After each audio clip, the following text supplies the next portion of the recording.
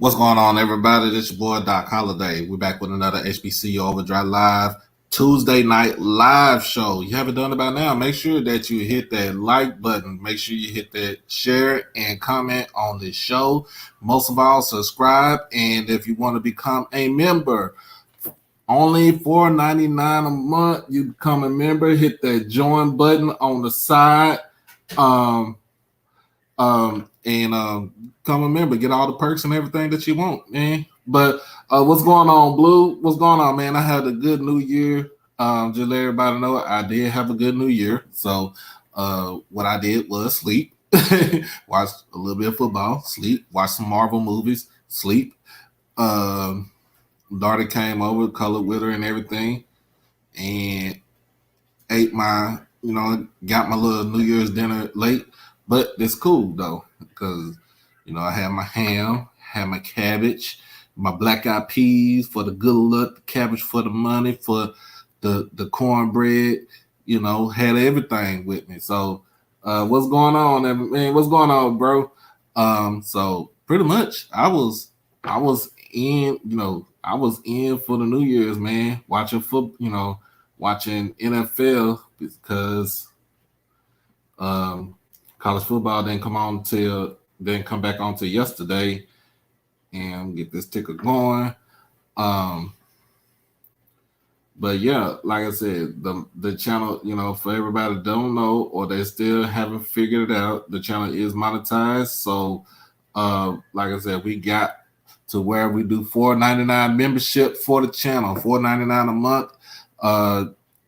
Won't hit nobody over the head with the prices, so that lets you know what we're doing. Like I said, this is for not just for me, this is for to improve the whole channel, cameras, equipment, everything else. And man, oh man, it's How been you doing, a my long brother? time.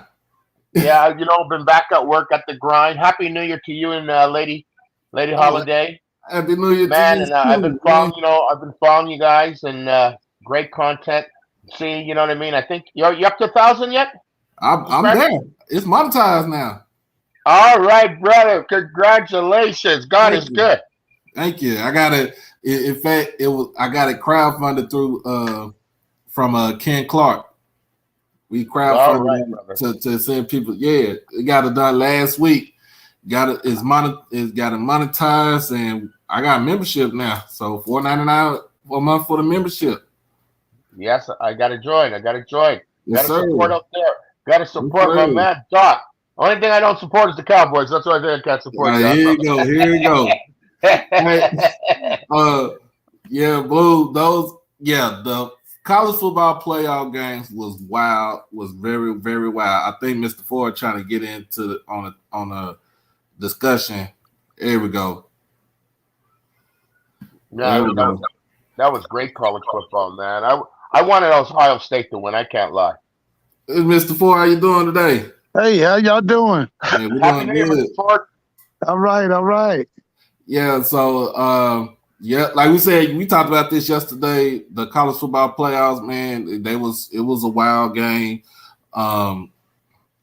As far as TCU, you didn't know what TCU was going to go up against, and I think they I don't even know if they showed their real hand as far as what they put out there, because I think they was out there. I think they only showed like probably 60% of what they're made of. But that other 40, you'll see it on Monday. You'll see it on Monday against Georgia. I don't think they'll lay down. They got lots of speed, man. Lots Yeah. of speed. Yeah, they can dissect you with that vertical passing game. Yeah. That route that they kill you with is a route that Eddie Robinson used, that crossing route. That Uh-huh. crossing route is good against a zone. It's good against man-to-man, and they killed Michigan with that crossing route. Yeah. The other one was the running back, the original running back. He got hurt. I think it was Miller, and then they brought in the backup. So the backup was a stud, man. Yeah, the backup was a stud. Didn't even know, and here's the whole thing. I didn't even know he was from a little town called Mount Enterprise. It's in East Texas. Probably maybe about 300 people. And yeah. he did the damn thing, man. But yeah, and like I said, the Ohio State Georgia game was a wild back and forth affair. So I can just tell you this though. It wasn't no defense in either one of them games right there. No, defense was on vacation. Yeah. Georgia's defense is young. They're talented, but they're inexperienced. Now, the team that Georgia had last year is much better than the team they got this year. The difference is that quarterback Stetson Bennett has stepped up. He was just they call a game manager last year, but they had all them draft choices on that team last year. They were more powerful, especially on defense. Oh yeah, they had a hell of defense last year. Like the Kobe Dean and all that crew. Kobe Dean, Javon Walker, Jordan Davis. Yeah. Yeah, they have some ballers on their defense. This year is like we'll stick with you. They play and they play defense, and that's the thing though. They do play defense. Yeah, it was not the consistent defense that you saw last year. Right, that's right. That's what I'm saying. They got talent, but they still kind of inexperienced. Right. So my guy was like, here go my guy. Some dude on Twitter was hating, talking about the Celebration Bowl didn't do bigger numbers in the Michigan game. Well, what's going on, Edwin? Hey, Sonic Boom. First of all, tell the guy that we were the first. It was, this was the first actual game of the bowl season. So of course you're not going to get you're not going to get the numbers that you see for the playoffs, because that's during New Year's. That's everybody's congregating. The bowl system, the bowl game, the first bowl game was Celebration Bowl. Most of everybody was on vacation. Yeah. And they don't get the hype or the exposure going up to the Celebration Bowl. You know what I mean? Fortunately, you guys and everybody in the HBU space and the SWAC space, advertises and promotes it. But for the playoffs in the HC, you know what I mean, the FBS, they really put money behind it because it's a big cash cow for them, right? Now we did get to talk to Mr. John T. Grant. He's over the Celebration Bowl, and what he told us, this was on Twitter last week, that the Celebration Bowl did better numbers than the bowls that would be starting off during that week and leading up to let's say leading up to the New Year's Six. Yeah. Yeah, the numbers were 2.4 million televisions signed into that game. And then look, the attendance was almost 50,000, and some of those teams weren't even putting out. Some of those bowl games early in the bowl season wasn't even putting out 12, 13, 14,000, or maybe 20, 30,000 people to go to the damn bowl game. Then you gotta realize these games are done in the middle of the week. Most people are at work, unless they are on vacation. So, and when everyone in the country watches the BCS playoff, the CFP, everybody watches the playoffs, the college football playoffs. We watch it. Most people will go to it because it's New Year's. So like you will see when the Sugar Bowl, Sugar Bowl was New Year's Eve. That was Saturday. No, it was Saturday at 12 o'clock, Alabama and Kansas State. And the funny thing about that is that you normally don't hear the Sugar Bowl being played that early. Right. You hear that Yeah. you hear the Sugar Bowl being played around like 6, 7, or 8 o'clock in the prime Right. time spot. That's something that kind of confused me, that baffled me. You'll never hear like starting at 12 o'clock. I'm like, bro, that's. But then again, I'm like, it's Bama and Kansas State. Yeah. Yeah. I mean, I think both of them got about 18 million. yeah, that is true though. This is what Blue said. Nobody don't care about the attendance for the ball games because if you're not watching the game, the TV revenue, the ad revenue doesn't, it makes a whole lot of sense, y'all. Yeah, they put in the paper here in Atlanta today that the Peach Bowl brought this the Atlanta metro area $800 million. Yeah. Frankie Davis. Even if, let's say it like this, even if it was with Coach Prime was the only reason for our high numbers, we can't compare this year versus last year. Our viewer rating last year for the Celebration Bowl was like what, 1.4, I think. like 1.4, like 1.4, 1.5. Yeah. It damn near doubled. Yeah, it doubled this year. So whatever you talking about, that's a moot point. Like you don't make any sense. Now, to me, you got that power on your little notification, so that means that you a Clemson guy. So Clemson and Tennessee, did a lot of people watch that game? I don't really think a lot of people watched that game because I really didn't want to get up to watch that game right there. That was Friday night. When was it? That Orange Bowl was what, Friday? That for Friday. I need to check that too. I'm thinking they did watch it. Yeah, I skimmed over it, but like I said, I'm back at work, and like you said, you guys got a great point. For New Year's Eve and New Year's Day, people are home. You know what I mean? So it's almost like a tradition to watch a football game on New Year's Day. You know what I mean? We know what it's all about. But like during the week, people are working, people are shuffling, especially between Christmas and New Year's. Unless it's your team per se, how many eyes are really going to watch it?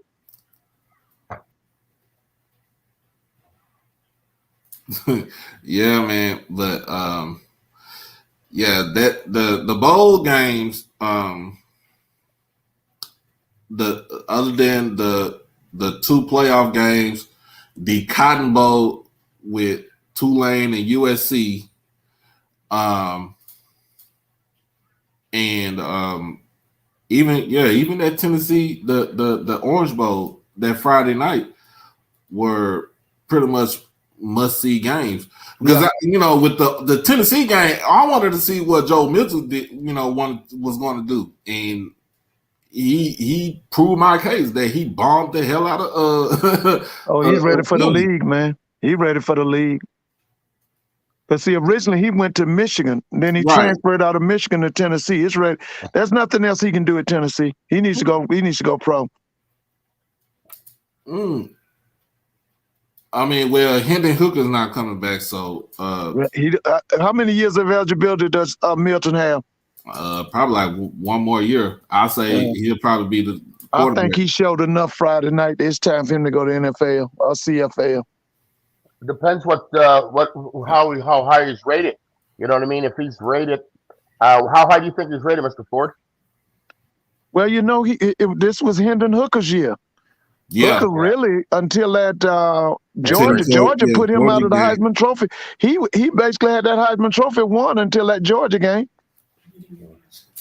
Oh, hold on now. Let me give my wife a shout out because she actually became a paying member for the channel, y'all.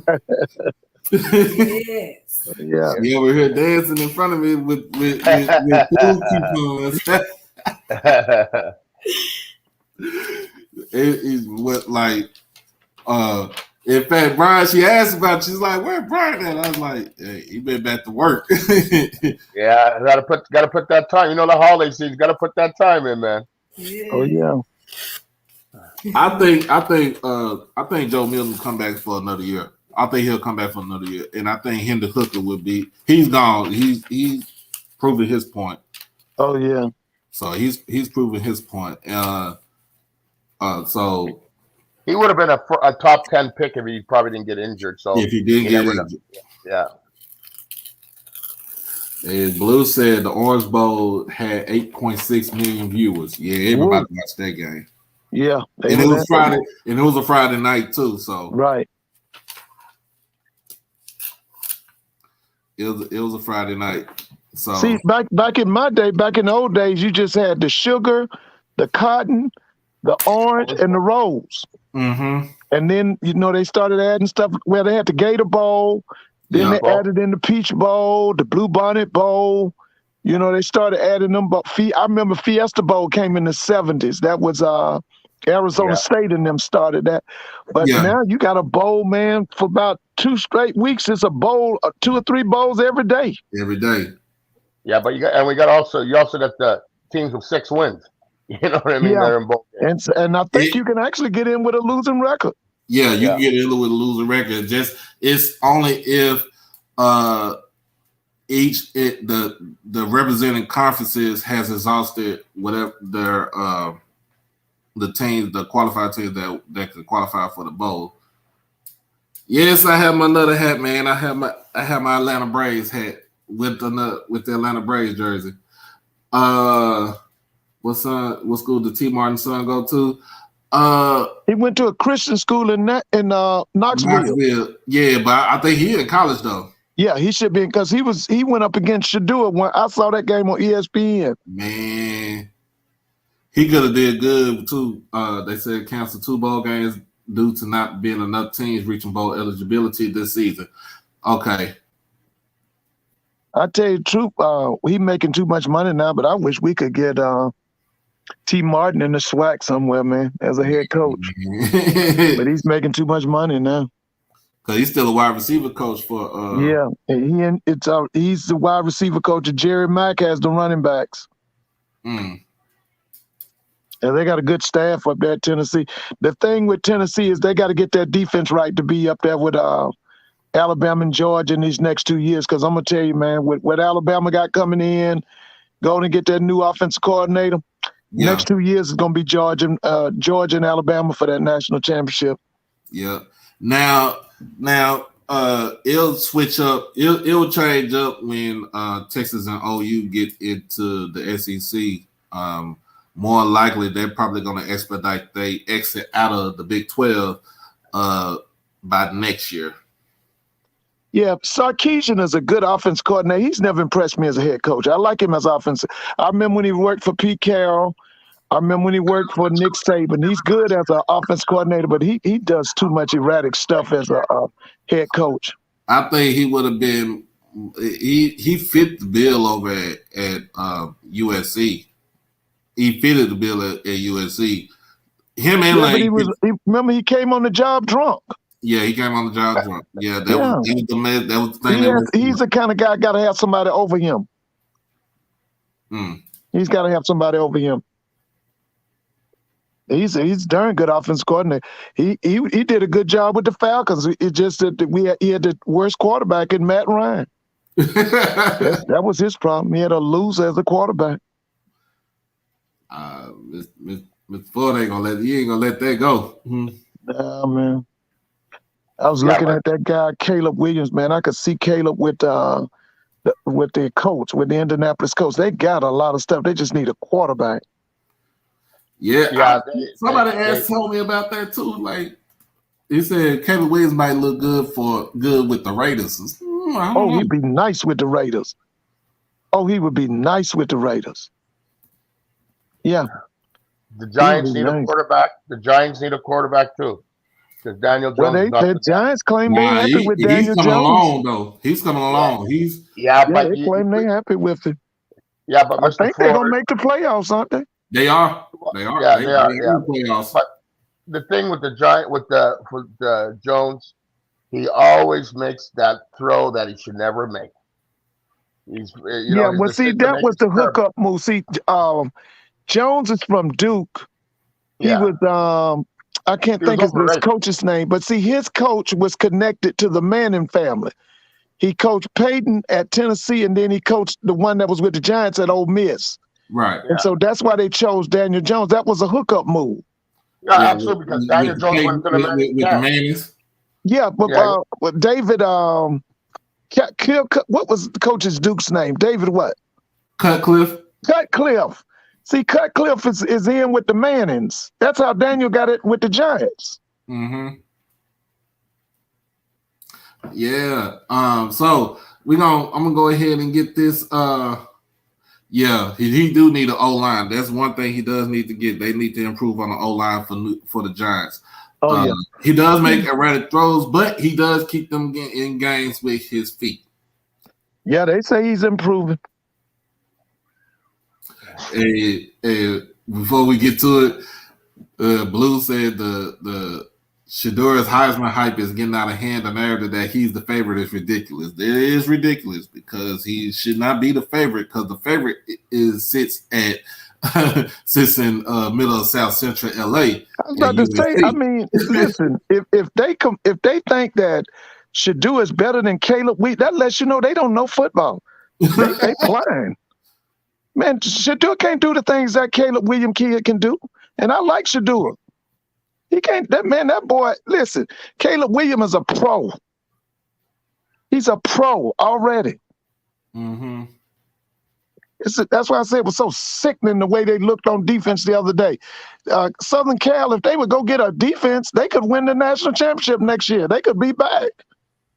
Yeah. That front seven is paper tissue. Yeah, they can be back. They can be back. They got the offense.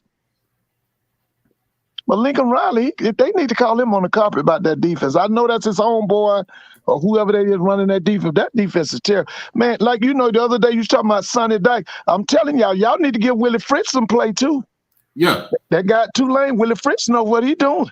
Yeah. Yeah, I'm like I said, I give Willie Fritz from Tulane his credit, his credit just due because what he did against the way he basically if you really think about it, the way his offense and the offensive line basically manhandled USC's defensive line. Yeah. It was ridiculous. And see, the other thing you got to understand about Tulane really is an academic school that goes up against schools like Vanderbilt, Emory, Duke. They don't care nothing about no football. What they care about at Tulane is the number of billionaires they got on their alumni roll.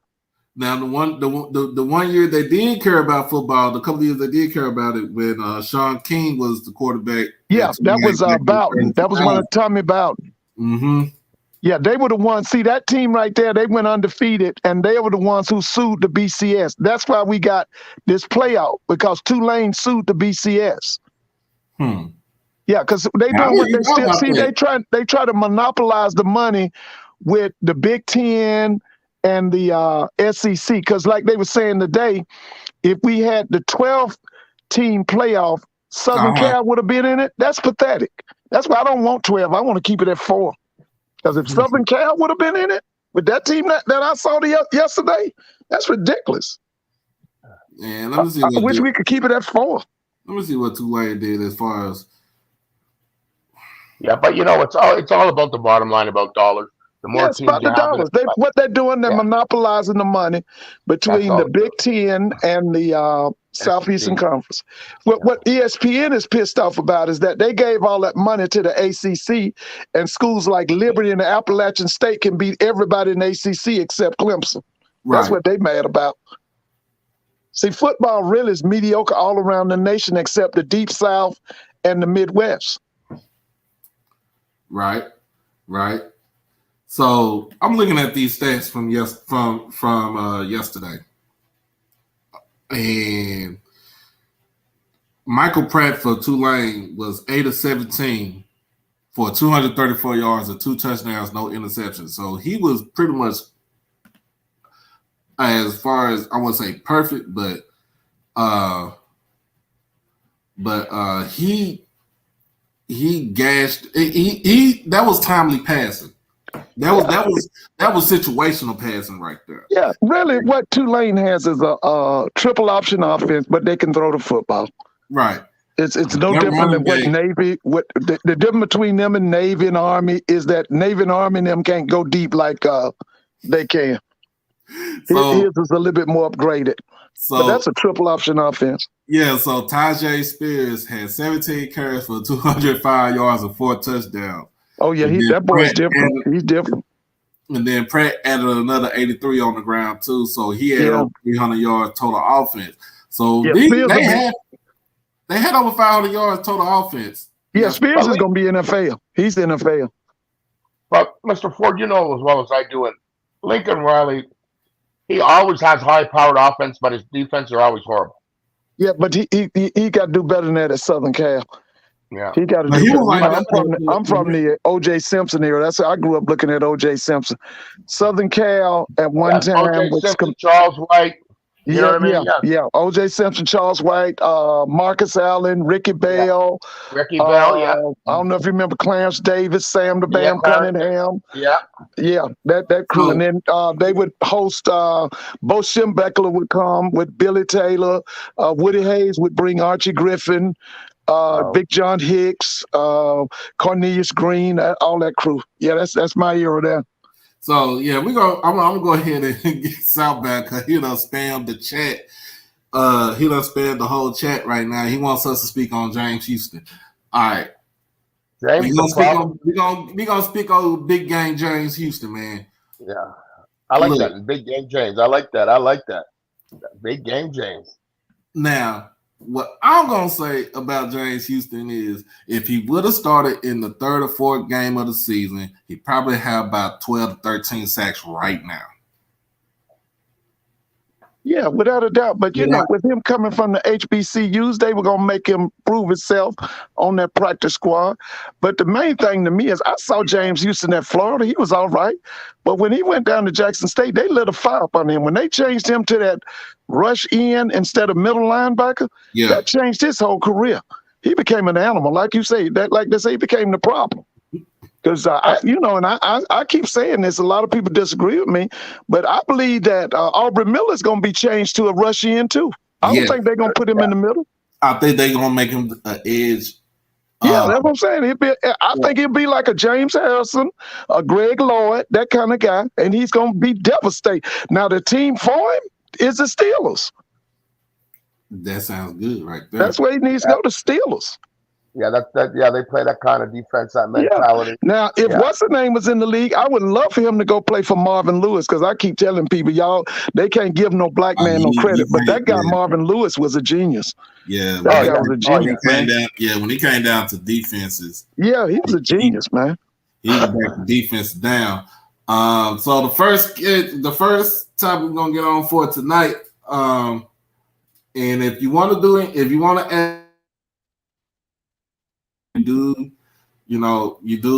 can use the super chat to ask questions. So let everybody know. But the first thing we're gonna get on tonight is, we're gonna get on update on DeMar Hamlin. So now everybody know that yesterday I went on live at 8 o'clock, basically at 8 o'clock. The situation happened 5 minutes before I got on live. So we didn't know what was going on until people started coming, until, everybody that's regular that comes on the show or watches the show, they was in the chat and said, hey, you need to check something out. You need to check this out. You need to check this out. I didn't know anything until my wife came in and told me, hey, you need to see what's up on this TV. And I was like, okay, I didn't know. So I'm looking and she's turned it on. I'm like, okay, what's going on? And then somebody, I forgot who it was, but somebody told me that they postponing the game right now. And so I'm like, okay, what is going on? And then when we, Mr. Ford, we saw it yesterday. Yeah. And we was like, man, it really looked like a simple play. It was a simple tackling play, as always. But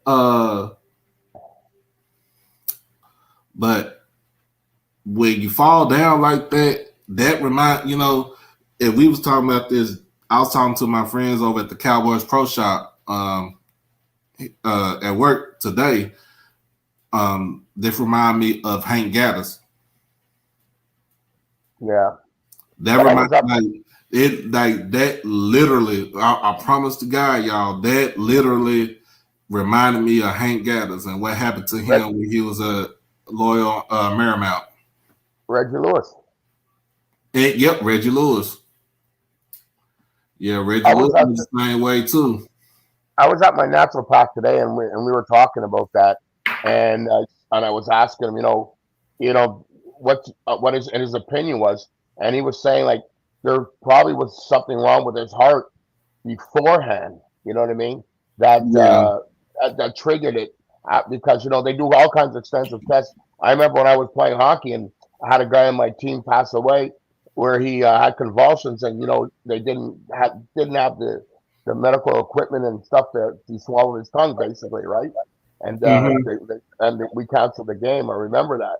So I've just been putting prayers up to the young man and to his family and friends, to just for healing. Because at the end of the day, it's just a game. We love football. We love sports. It's just a game.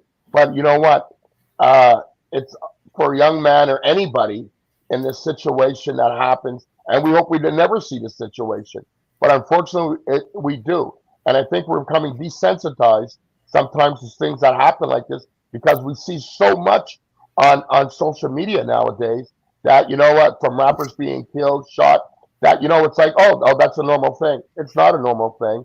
No. And, like I said, prayers up and seeing tears of other players, it's real and it's just a game. And I know you're probably going to touch on the Skip Bayless tweet later, and I'm going to comment on that later. But I just prayers up to the Hemlin family, and I hope this young man has a full recovery, and that he just becomes healthy and lives a productive life. And I hope that the NFL and the Buffalo Bills take care of him because he's not even eligible for the health plan because he's only 2 years in. You have to be 3 years and 3 games, and he's not eligible for a pension plan because he doesn't qualify for that. So I just hope that he's healthy first and foremost, and everything else falls into place correctly. So yeah, from what I heard, he was on oxygen, 100% oxygen earlier. I think it was last night earlier, and then from I think they dropped it down to 50% oxygen. So he's in a sense, I guess he's more breathing on his own now. So they induce the coma, right? So that's what they do. They induce it so they can take control of his heart because the heart arrhythmia. So once they do put the machine on his chest, that stops the arrhythmia part. But then it locks oxygen to his brain. So that's the part that how long did that take? You know what I mean? So that's the worrisome part. I heard a cardiologist talking about that on one of the sports shows today. Yeah. Right. But, to me, y'all, when it comes down to it, I don't know if it's going to be any major changes. The best thing that they did, what you seen out there yesterday, was the fact that they did give him CPR and they did have an AED out there on the field. So to get the heart to get it back jumping.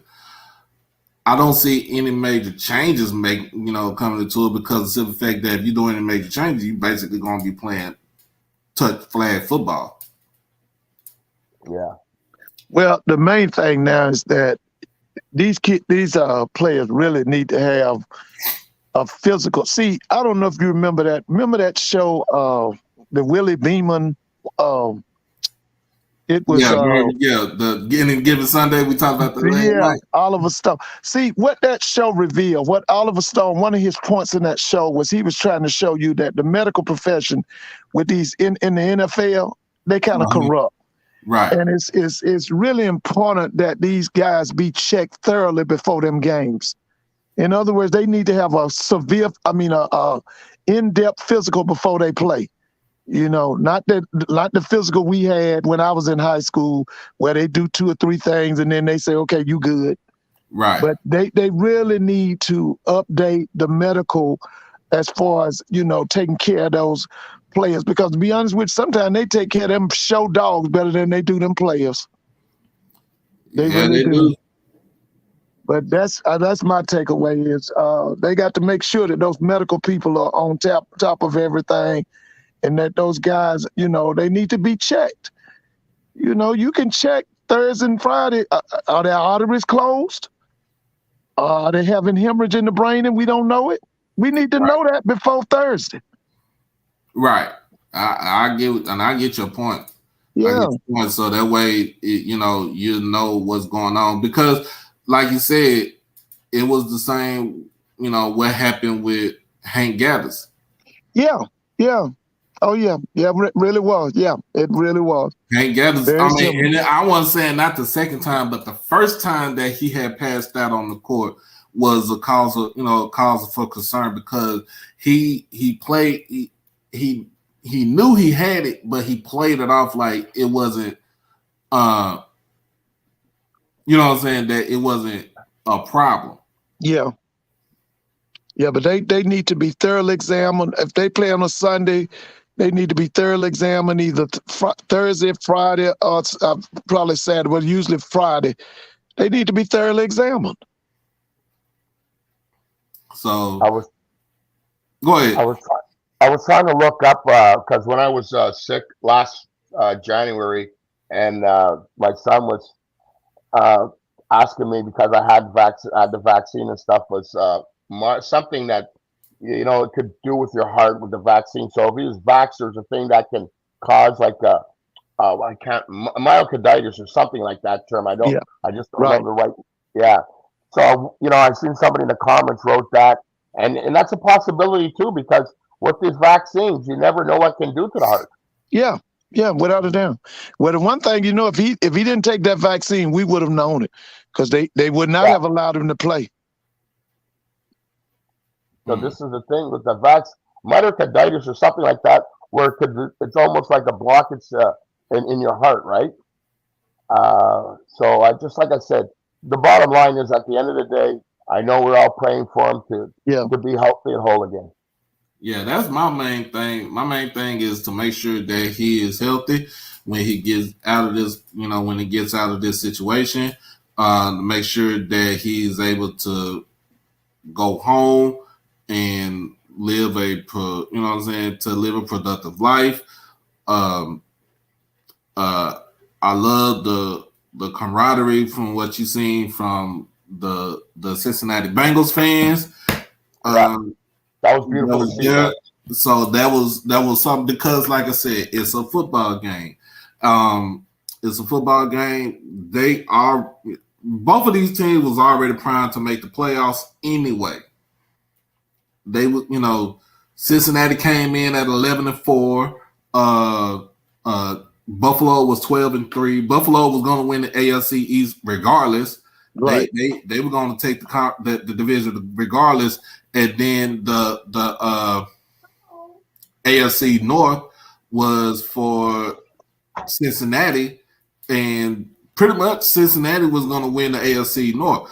It really didn't matter what was going to happen, what the score was.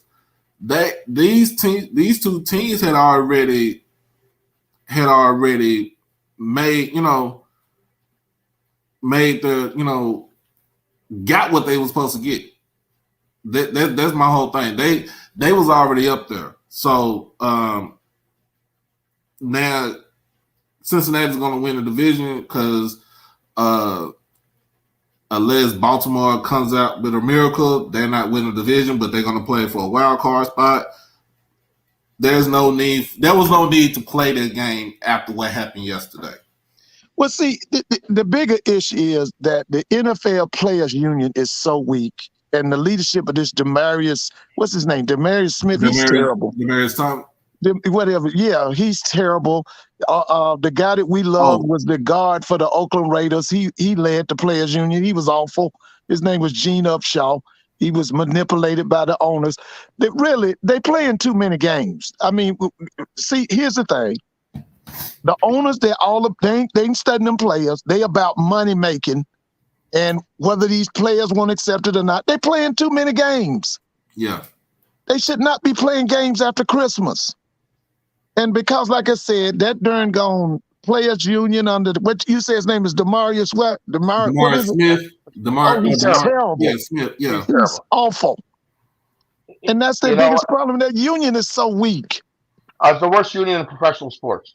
Yeah, without a doubt. The salary is not guaranteed. And now the best one to me is that darn baseball union. That's right. Back in the day of Marvin Miller and Donald Farr and all them people, that was a good union. But now the weakest one is the NFL, and then the next one is that NBA union. Well, I don't know about it's better now.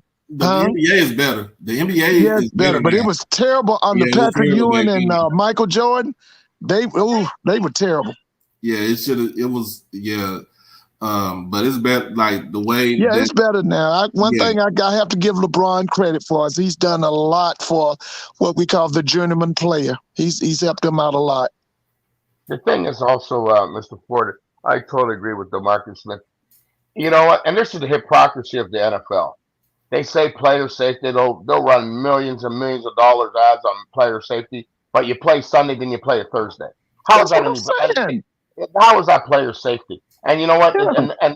And the players, just because they're looking at the green and not looking at the underlying health issues, they'll say, okay, we'll play an extra game. We're going to get an extra game check. You know Let me ask you a question. Which one does Jerry Jones value? Player safety or billions of dollars? Billions of dollars. Okay, thank you. That's it. Yeah, and it's a shame that they just give in. It's when Ryan Clark was a players rep for Pittsburgh, they were the only team that didn't want to rectify the players union, but all players felt, you know what I mean? They wimped in. They wimped in, and they got better agreements. They got a better pension plan. They got a better medical plan. The average career of an NFL football player is 3 years and 3 games. Right. So if you come in the league at 21, by 21 by 25, you're out of the league. Your pension, your medical is good to 30. How are you going to get private insurance at that kind of risk of being an NFL football player? Like this young man Hamlin, is not qualified for insurance. If he's not able to ever play again, how is he going to get insured? His premium's going to be off the charts. Mm-hmm. So they got to fight for their rights, or not the rights of.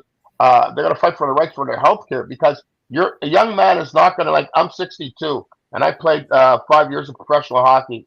I didn't have aches and pains when I was 30 in my 40s, but I got aches and pains now that I'm in 60s. Yeah. Well, see, here's the question I want to ask both of you. Mm-hmm. What has Dr. Charles McClellan learned from this? What's going to happen to these kids that's in the SWAC when they're injured? Are you just going to throw them away, or are you going to have a plan for them? Because to me, we need to learn from this. You need to have a plan. Mr. Ford, most kids now in college football mainly, they go out there and get insurance policies. Yeah, they need it. They get insurance policies. Like, you get insurance policies for like a meal or two, and something happened to you, then you have that policy to back you up, and you can invest in that policy and basically watch your money grow.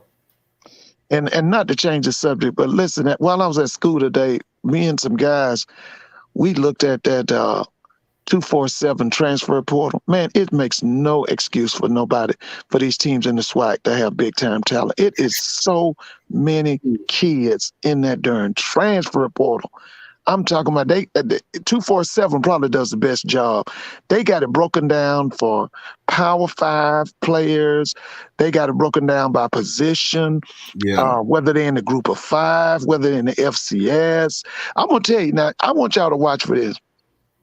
I'm telling y'all now, because of this transfer portal, you're going to see super teams at Benedict College, at Albany State, and at Fort Valley, and they Division II. They're going to be able to compete with these SWAC teams, and they Division II. You watch and see.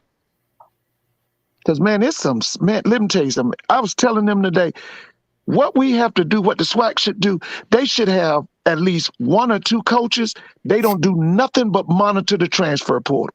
Man. Just watch that transfer portal. That's all they do. Yeah. Because, man, there's some studs. And I'm talking about, I saw 6'7", 6'6", 300, 6'5", 280, 6'5", 300. And some of them been in the transfer portal 2 years. Mm. Yeah. See, that's there's a blessing and a curse. And a lot of them get stuck in the transfer portal and never get out. But but listen, that's what we should listen. That's why I say we in a period right now. There's no reason why these HBCU schools shouldn't have NFL talent. With that transfer portal should be our best friend. Yeah. So I'm gonna go ahead and we're gonna go to the next one. And you already called it out, Brian. Skip Bayless Twitter fallout. I gotta have a glass of wine for this one. And nothing new for him. So y'all know everybody look. Everybody that was on the show last night was telling me what was going on Twitter with Skip Bayless. So I had to look for myself. I had to look for myself.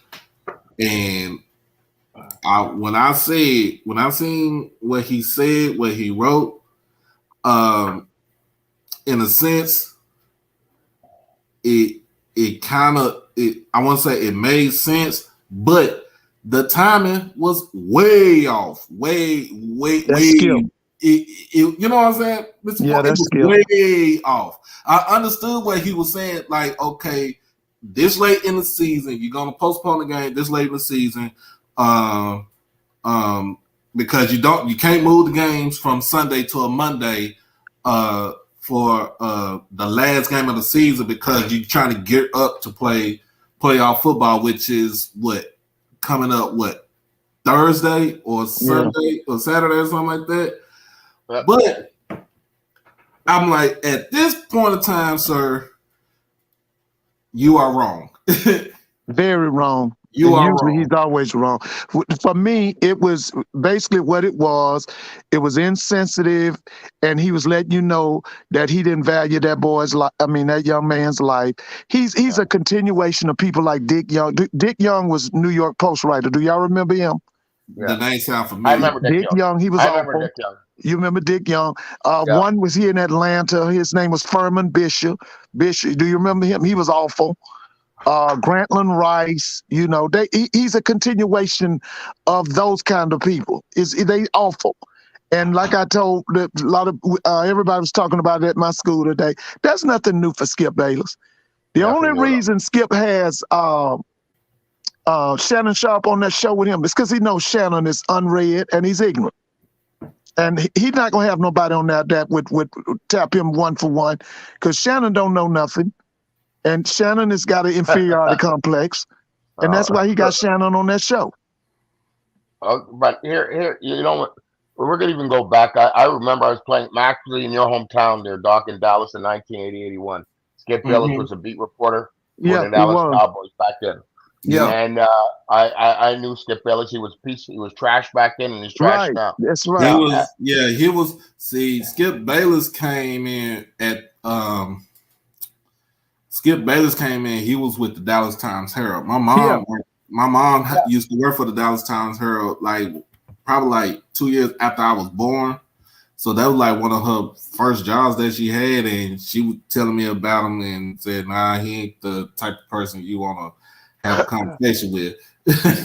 but the thing is this: he shows no empathy whatsoever.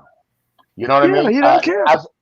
As a reporter, you know what you write and you know the timing of when you write things. And like we always say nowadays, especially social media, before you hit send, you got to be your best editor. And he's not his best editor. and didn't even try to apologize after on the tweet and today on the show because Shannon didn't show up and he's like he was sorry. You know, Skip, you are sorry. You're a sorry individual. He Yeah, should be that's what fired he is. immediately. He And should like be I- fired and- immediately. And like everybody's saying, I understood what he said. You know, you have to, you have to kind of think about, in a sense, what he said is like, it's correct because at the, you know what I'm saying, the timing, the timing of this is like real screwed up. But what I'm saying is the situation at hand is like, no, sir, you don't. That's something that you need to keep to yourself. 2 weeks from now, Skip will do the same thing. He'll say the something. You know what? Insensitive again. He done embarrassed Shannon Sharp. You know, to put your glasses on, like, you know, talking to, you know what I mean, treating the dog better than that. Yeah, that's what I'm saying. That's the only reason he's on that show. But the thing is, with Skip Bayless, he's got away, you know what I mean, calling Russell Westbrook, you know what, going back to Bosch, calling Posh Bosch. The thing is, you can be an analyst and you can have an opinion on somebody's game, but when you make it personal and degrading somebody's name, that has nothing to do with being an analyst whatsoever, in my opinion. And yes, I can understand and I can maybe put a little credence in to say what he was saying, but there's no way in God's green earth when a man is died on the field and brought him back to life, you're talking about should they suspend the game or not? Yeah, that's him. I bet he wouldn't say that if it was Tom Brady. There you go. There you know go. I mean? I bet he wouldn't say it was Baker Mayfield. Yeah.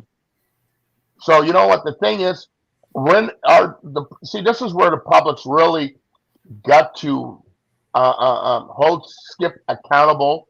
You know what? Because Fox is not going to do anything unless there's pressure on the sponsors, and that's the only way things can change because Skip is outdated. You know what I mean? His time has passed. He's worthless TV.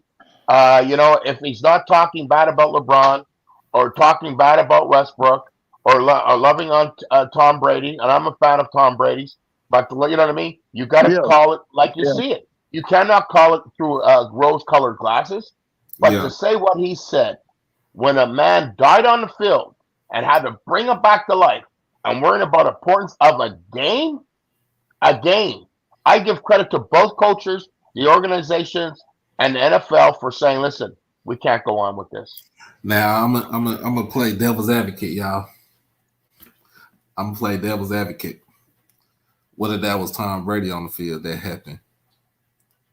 Man, they would have stopped. Listen, we wouldn't even went to work today. What do you think he would have tweeted? What do you think he would have tweeted? What do you think he would have tweeted that was Tom Brady on the field?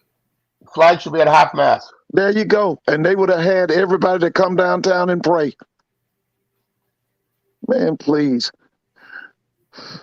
So yeah, that's the fallout. And then he came on the show today. Like I said, Shannon didn't show up on the show. Shannon was upset, but I mean, Shannon Sharp has done some stuff too. He said some stuff too that I didn't like. I didn't understand. I didn't love it. But when it came down to it, Shannon is the former athlete. Skip is the former beat writer. It's kind of like let's go back to it. Y'all remember back when Skip was on First Take? Yeah. And Jalen Rose was on there. Was it First Take or Cold Pizza? It was First Take. They had changed it. Yeah. They changed it from Cold Pizza to First Take. Remember when Jalen was on the show and read Skip his rights? Yeah. Read them like a book. Asked him, you're not an athlete. You know, it told him you wasn't an athlete. What did you do to contribute to writing about sports? Like that, you know, he really went in. Like you have to search it on YouTube, and it's on there. he really went in. Told me he got cut from his basketball team and so sophomore, 2.2 Yeah. average or something like that. Pete, what do But you call him? Pete? see, the thing with Skip is he gets a pass because, I mean, we got to go ahead on and call it a thing. Shannon is unread. He's unread. Like you said, he's got that job basically because he was a NFL player. But as far as a analyst who reads, he doesn't do that. And that's how Shannon. That's how Skip and them want it. He's unread. See, another thing about that too is, I think my whole thing about it is the reason I feel like the reason why Skip Bayless left because Stephen A was going to read him too. Yeah, Stephen A. Yeah, but Stephen A defended Skip today. Well, always remember now. Let me just tell you something about he's double-minded. Okay, you know when Jerry Jones does something real ignorant and insensitive, the first person to defend him, Stephen A. Okay, so you have to understand. You take what Stephen A with a grain of salt. Okay, because Stephen A's main thing is it's about his money and his job. Yep. He doesn't care about the truth. He said it too. Yeah, he don't care about the truth now. It's about his money and his job. But you see now, you know, I was talking to my son earlier today, and he lives stateside like you gentlemen. And Stephen A. and even Shannon Sharp with Club Shay Shay and with the podcast world growing, do they really need First Take? Does Stephen A. with all these jobs, the podcasts and shows and radios that he does he really need First Take? Does Shannon Sharp really need Undisputed?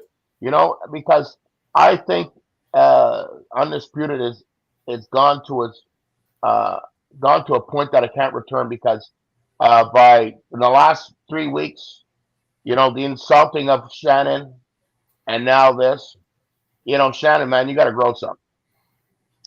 Yeah, but like I said, just got to keep in mind, Shannon is unread. I've heard him on several things. He's unread about a lot of stuff now. Sterling was a bit more read, but see, what they didn't like about Sterling was Sterling would take 30 minutes and straighten out certain people like Joe Theismann and all them. And see, you can't do that. No. There's certain people they're not gonna stand by and let you correct them. That was one of the reasons they was mad with Joe Morgan when he was on that baseball telecast. He was telling them, wait, let me correct that. And see, we're not that free now where we can correct them. Right. So, man, that's gonna be enough about Skip because he got flambéed last night and got flambéed today, and he's still gonna get flambéed tomorrow on Twitter. Well, but the thing is, nothing's gonna be done because Fox is a Nazi organization. Yeah, I mean, just read about Rupert Murdoch. Yeah, I know about Rupert. Yeah, Rupert is them Australians now, and you know what they did to the Aborigine. Yeah. So, you know, come on, it's birds of a feather. Flock together for sure. Yeah. But the thing is, what I like this. Well, they don't have many players on there or athletes on there with Skip Bayless. Nobody wants to come on the show with Skip Bayless, anyways. You know what I mean? The thing is, you might get Lil Wayne as far as like that. You know, go on the show once in a while. But the thing is, all these athletes, and I'm glad that, you know, just like you said, Doc, they on Twitter they're killing them. But you know what? Something's got to be done because, you know, you keep on sweeping dirt under the rug. Only thing the rug gets lumpy. Yep, that's it. So we're gonna move. So we're gonna move on to the next one, to the next topic right here. So, Mr. Ford, we already talked about this. You know what you said though. Every time we talk about what's going on with TC Taylor. Oh yeah. Don't be hiring your homeboys. Yeah. I hadn't seen him hiring his homeboys. Yeah. Now some of them people I've seen them in person. Now, the guy that I really know about is this guy that's coming from Liberty. And like I was saying earlier, you know, the last probably the last 3 years, Liberty has beat up on the ACC now. I'm talking about from Virginia Tech to North Carolina State to North Carolina. They have feasted on them. Now, I haven't seen them play Clemson. But other than Clemson, the Liberty's been a ACC beater, so I'm looking forward to this guy coming to Jackson State because I don't know if I told it to you, Doc, but I keep telling people now, I think TC gonna be better than Dion. Right. He don't have the celebrity and all that, but as far as pure football knowledge and how to run an organization, how to run a college football team, I think he's gonna be better because he got more experience.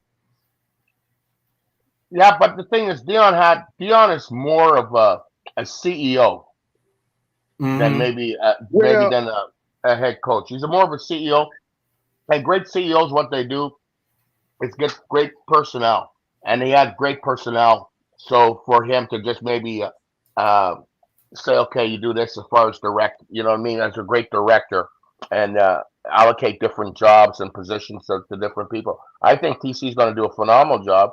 I think Jackson State's going to surprise people. I think they're going to have a phenomenal year. They're going to be back in Celebration Bowl. We'll probably see them because players and probably win it. But my biggest thing with Dion, the biggest advantage Dion had is that he was a celebrity. And whether we want to admit it or not, Black people worship celebrities. Sure. Okay? If you brought Beyonce to Jackson and made her the head football coach, do you know the support she would get? Because we love and worship celebrities. Yeah. And that's what I'm saying. TC's not a celebrity. That boy, Trey Oliver, was not a celebrity. Buddy Pugh was not a celebrity. Mm-hmm. They were football people. And that's what I'm saying. To me, that's the only advantage he got on Dion. Now, the one thing that I really know he got an advantage, Dion was very arrogant. He was dogmatic. He was very arrogant. I don't see TC being like that. And one thing that was also obvious, he didn't want to be in Jackson. And now they got somebody that loves Jackson State, love its people. So yeah, that's why I continue to say, I think that he will be better than Deion Sanders. I can't say, well, you might know the inside as far as like, but I can't say he didn't want to be in Jackson. I don't think obviously his long term was not to be in Jackson. Long term, but listen, you saw how quick he left. Yeah, but there's a lot of circumstances. I don't think we'll ever find out that we'll really find the true facts, because you're not going to invest all the things that he invested just to leave. But wait a minute, expeditiously as he left. But here's the thing with me: you get up to Boulder, and then you besmirch and malign the character of the university and the president, insinuating that they stole money from you. You didn't want to be there. Yeah, I understand I understand, but I can't see I'm just going on the history of Dion.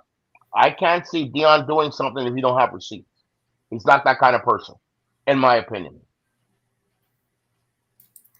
Yeah, all I know is, so the names that he got, the one we already know, Mr. Ford, is Maurice Harris from Liberty. Yeah, Maurice. That's more likely going to be the offensive coordinator. Defensive coordinator will probably be Jonathan Bradley. That's the one we got from Alcorn. Now here's some things that I kind of caught up with from I got from Jeff Lightsey. I watched this yeah, I watch him too. Yeah, I watched his little show. I watched the show last night. So now most of the people that he's hiring, he pretty much they basically were together when he was at North Carolina Central. And people that he know. Now, I don't think he ever worked with Harris. No, he didn't work with Harris. He didn't work for Harris because Harris. No, he never worked with Harris, right? Yeah, Harris always been a Hugh Freeze guy. Yeah, that's right. He's been with Hugh everywhere. Like you're right about the offensive line coach. They were at Central together. Mm-hmm. Now Jason. I don't know if what was the guy that's coming in as a wide receiver coach, was he at Central also? The coach for the wide, yeah, I think he was at Central too. Okay. Quinn Billerman was, yeah, I know he was at Central. He was a quarterback. He was a quarterback. He worked directly with him. Yeah, so he the one tutored. He basically mentored him. And is Jeff Weeks coming back as line coach? Yeah, he's coming back. Jeff Weeks' name is still there. Yeah, he's still there. He's still there. And Coach Ricard. Yeah. Now, have they said anything? Who's going to be the linebacker coach? I don't know who's going to be linebacker coach because that's the main. I think that's the main one we need to have as far as. Ricard could be a linebacker coach too, because he coached defense in the pros too. Oh, okay. Okay. Yeah. Now, who's going to have the DBs? Oh man, because I think he's still filling out. I think he's still filling those out. Okay. Okay. I know because the defensive line is going to be set with Bradley and Coach Weeks. Weeks, probably be Weeks to have a defensive line. Yeah, Coach Weeks going to have the defensive line. He's going to have and Bradley probably just have he'll be like Dennis was. The defense will be his thing. You know what? I don't understand. To be honest with you, Lincoln Riley should go and get Dennis Thurman. To be honest with you, he should go get Dennis Thurman. Yeah, Dennis will transform that defense overnight. Yeah, but Dennis Thurman ain't leaving Prime. But also, Dennis Thurman is a USC alum too. Yeah, I saw him play at USC when I was growing up. He was a defensive back. He was drafted from USC by the Dallas Cowboys. Yeah. But you know what? I was disgusted yesterday. Like I told you, I've been watching the Southern Cal Trojans since the O.J. Simpson days, and to see that mess yesterday, I just thought that was awful. Yeah. So the way that TC is getting he's getting that coaching staff going is, you can't you can't deny that he's not doing his homework. Yeah, the thing about it is they're not going to take a step backward. I think they're taking a step forward. I think so too. I agree with you. You give me that Harris guy over Brett Bartolome. You give me the guy that he's bringing in, the offensive lineman coach over that. What's that guy's name? Murkison? What was the offensive line coach on the Yeah. Marcus. Yeah. So, especially offensive, I think they take it. Now, the other thing that we're going to see is that you're going to see a lot of power running on that offense, power running game. Because TC and them, they gonna run off that power. And that guy that's coming down to be the offensive line coach, he's coming from Northern Illinois. That's all they do at Northern Illinois is power run.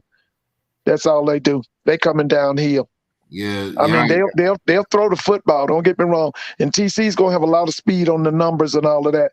But the run, they gonna establish the run first. They gonna do that. Yeah, and he got, to me, he had to have a quarter. That the main thing is to have that trigger man. Yeah. He's got to have somebody that can go, can do the vertical game. Can throw that out because I'm sorry. The quarterbacks that committed, they look like they can spin the ball pretty well. Yeah, both of them. That's short. And then, they got the kid coming from South Carolina. He's going to be with Jackson for 2 days. And then he's going to Southern, I think, this weekend. Mm-hmm. He was at Virginia Tech and he was at the University of South Carolina, but it's supposed to be between Jackson and Southern. Then you got P.J. Hatter, the high school. Everybody's talking about him. And then so that most of all the kids gonna be the ones that signed early. They coming in on tomorrow to be exact. Oh yeah, they coming in. Yeah, and here's the thing: February 3rd is another signing day. Yeah, that's another signing day because man, it's like I said, the Power Five and the Group of Five, they went ahead and got their boys, and now it's so many kids was left out. That's why I say it's no excuse for these HBCU not to have NFL type talent because it's out there. All they got to do is find it. Some of it's right there on the computer. Yep. I like this statement this comment right here by Ed. It said there's no reason for TC to find a better OC in 2 weeks than Dion found in 3 years. That's whole truth right there. Yeah, but Dion's main thing was he wanted an offensive coordinator that could make Shadua better, that would help showcase Shadua to the country, because that's what Dion shaped that. Like you said, the CEO, the vision was that program was to be built around Shadua, and it was to showcase Shadua. In other words, it's kind of like daddy ball. Yeah, but I wouldn't say. But Shador was a 4-star before. You Oh, know he what I mean? was, without a doubt. Yeah, He was Shador, recruited by all of the SEC schools and yeah. all of that. But still, I'm just saying, Dion had that team. That team was shaped around Shador. Yeah. But even if it's not his son, your team, your offense is going to be shaped around your quarterback, and just happens to be the quarterback happens to be his son. You know what I mean? Nah, you're correct though. You're correct. But my whole thing is, if you knew Shador, you know Shador is only going to be there for, let's say, maybe 3 years, right? He go so 3 years, play 3 years, he go to the league. What are you going to do now? When your son is gone, now who do you have to be your actual quarterback? Because now you don't have that. You don't have that. There's one person to rely on now. Now you got to actually develop somebody. You have to actually develop a quarterback. Well, I'm gonna say this again. I thought this year a lot of times that ball should have been in Wilkerson's hands more. Right. And totally agree. Yeah, totally. That ball should have been in his hand a little bit more than what it was. Because to me, when I saw Wilkerson, I said, listen, this is a bell cow. This guy should have been averaging at least 20 carries a game. Oh, yeah. I saw that early on. Yeah, I said 20, 25 carries a game easy. Yeah, easy. Yeah, this guy here. I told people, I compared him to Joe Morris that played for the Giants. Yeah. He was kind of like that, Joe Morris. I always compared him to Jerome Bettis with quick feet. Yeah, you could. Yeah, and they had their offensive line was better suited for run blocking than pass blocking. No, you're right, and it was, but it was the fact that now the pass blocking got a little bit better, and the run blocking got so much better. Is that kid coming back? That German kid, Freeze? Yes, he's still there. He haven't left because he was already at 3. He left. Remember, he was at Cal and then went to he went to a JUCO. Okay. And he's basically on track to graduate this year. So that's the reason, and that's the reason why a lot of the kids didn't want to leave out of there, because most of them kids were getting ready to graduate. You know what I'm saying? They were getting ready to graduate this year. And I know it ain't going to happen, but Shiloh should stay in Jackson State because Shiloh's graduating. Yeah, he graduates in the spring. Because Shiloh gets exposed. He can hit, but he doesn't wrap up. And the thing is, he's not a good coverage safety at all.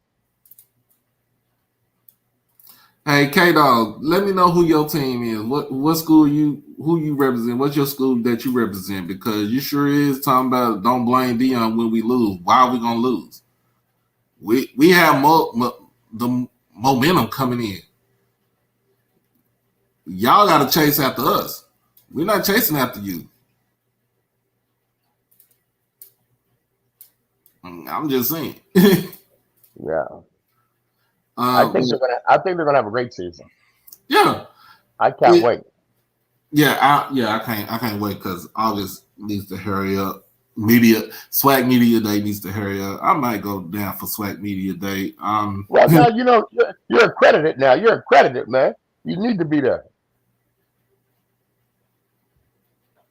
I just hope that they put a little bit more money into the coaching staff at JSU. Okay.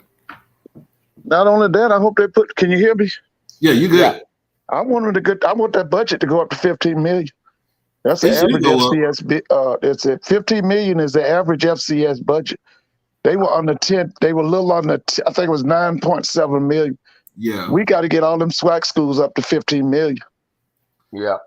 But see, it don't make no sense because what's happening is you trying to get the budget up. You're giving all the money to the football team. You don't care about the baseball team. You don't care about the track team. You don't care about the soccer team. You don't care about the tennis team. See, we got to change that. We got to change that. We got to spend money on all them sports. Yeah. So, Luke, I'm going to answer this question. Moving higher, can you all name the quarterbacks who will be competing for the QB job? Which school we talking about? let me know what school we talking about, because You said that's Blue asking a question? no, it's not Blue, it's somebody else. Okay, what was the question again? Can you all name the quarterbacks who will be competing for the QB job? At what school? Yeah, that's what I'm saying. What school we talking about? I bet it's Jackson.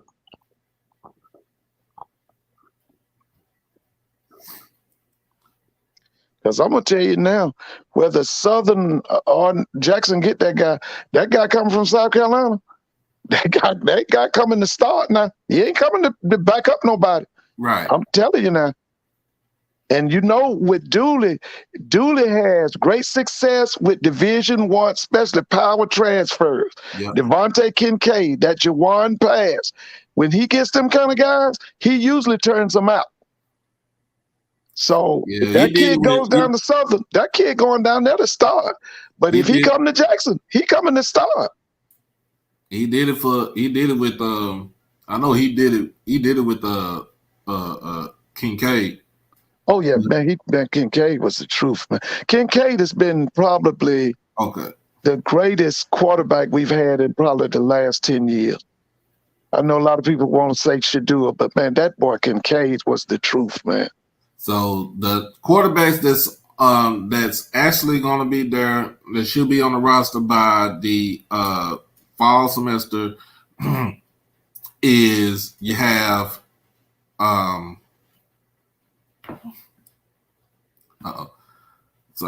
you have Philip Short. Yeah. So you have Philip Short. He's JUCO transfer. Right. All right. You have PJ Hatter, right, coming from Westfield High School in Spring, Texas. So he's a freshman. And like I said, if you get this kid right here, Jason Brown, right, that's transferring in from South Carolina, then he would be the other person that will be taking the job from somebody.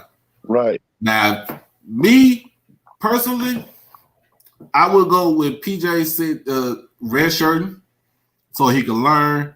Yeah. And battle and let the battle be between Philip Short and Jason Brown if Jason Brown comes here. Right. Yeah. Now, if he comes here, now we won't know. We won't know.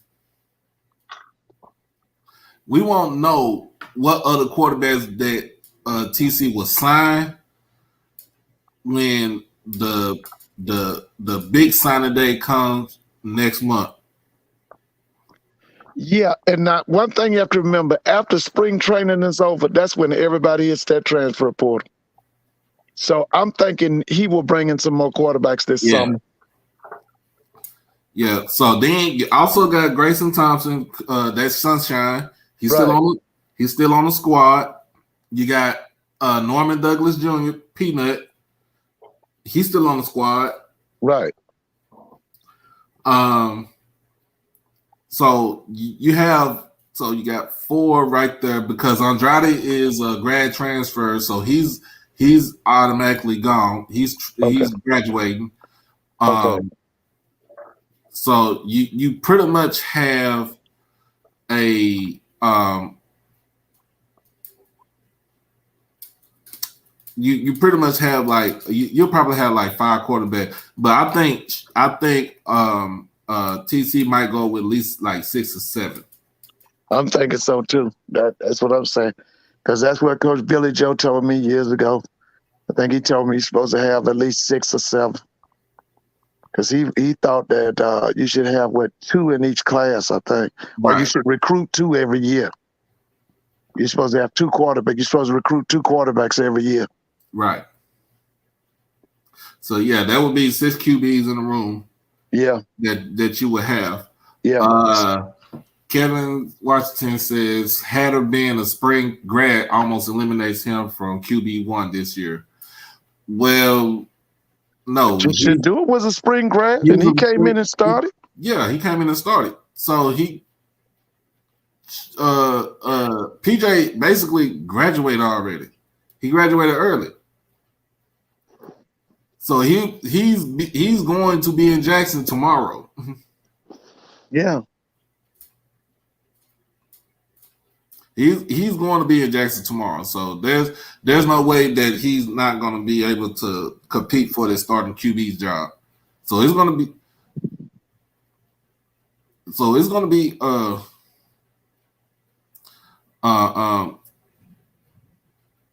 So Doc, you haven't heard the whole Jackson State schedule yet, huh? Nah. I still haven't heard the whole schedule. I heard some speculations on FAMU schedule. Okay. Somebody was telling. I know that homecoming is October 28th. Yeah. I know they got Alabama State in September. They got them early. I know that. Yeah. And I think FAM is playing Texas Southern this year. Yeah, he played Texas Southern. That's going to be a good game. Yeah, they playing Texas Southern. And I think they go to Houston. Prairie View might be coming to Bragg Stadium. Mm-hmm. You said FAMU is playing Prairie View for homecoming. Is it Prairie View or is it it's one of them. I know it's on October the 28th. Is JSU still going to Texas? Huh? Is JSU still playing at that Texas Division I team? Yeah, Texas State. Texas State. We're still playing Texas State. That's the third game, I think. Yeah, I'll be at that game right there. Yeah, the first game is in Atlanta, second game's in Miami, and then they go to Texas State.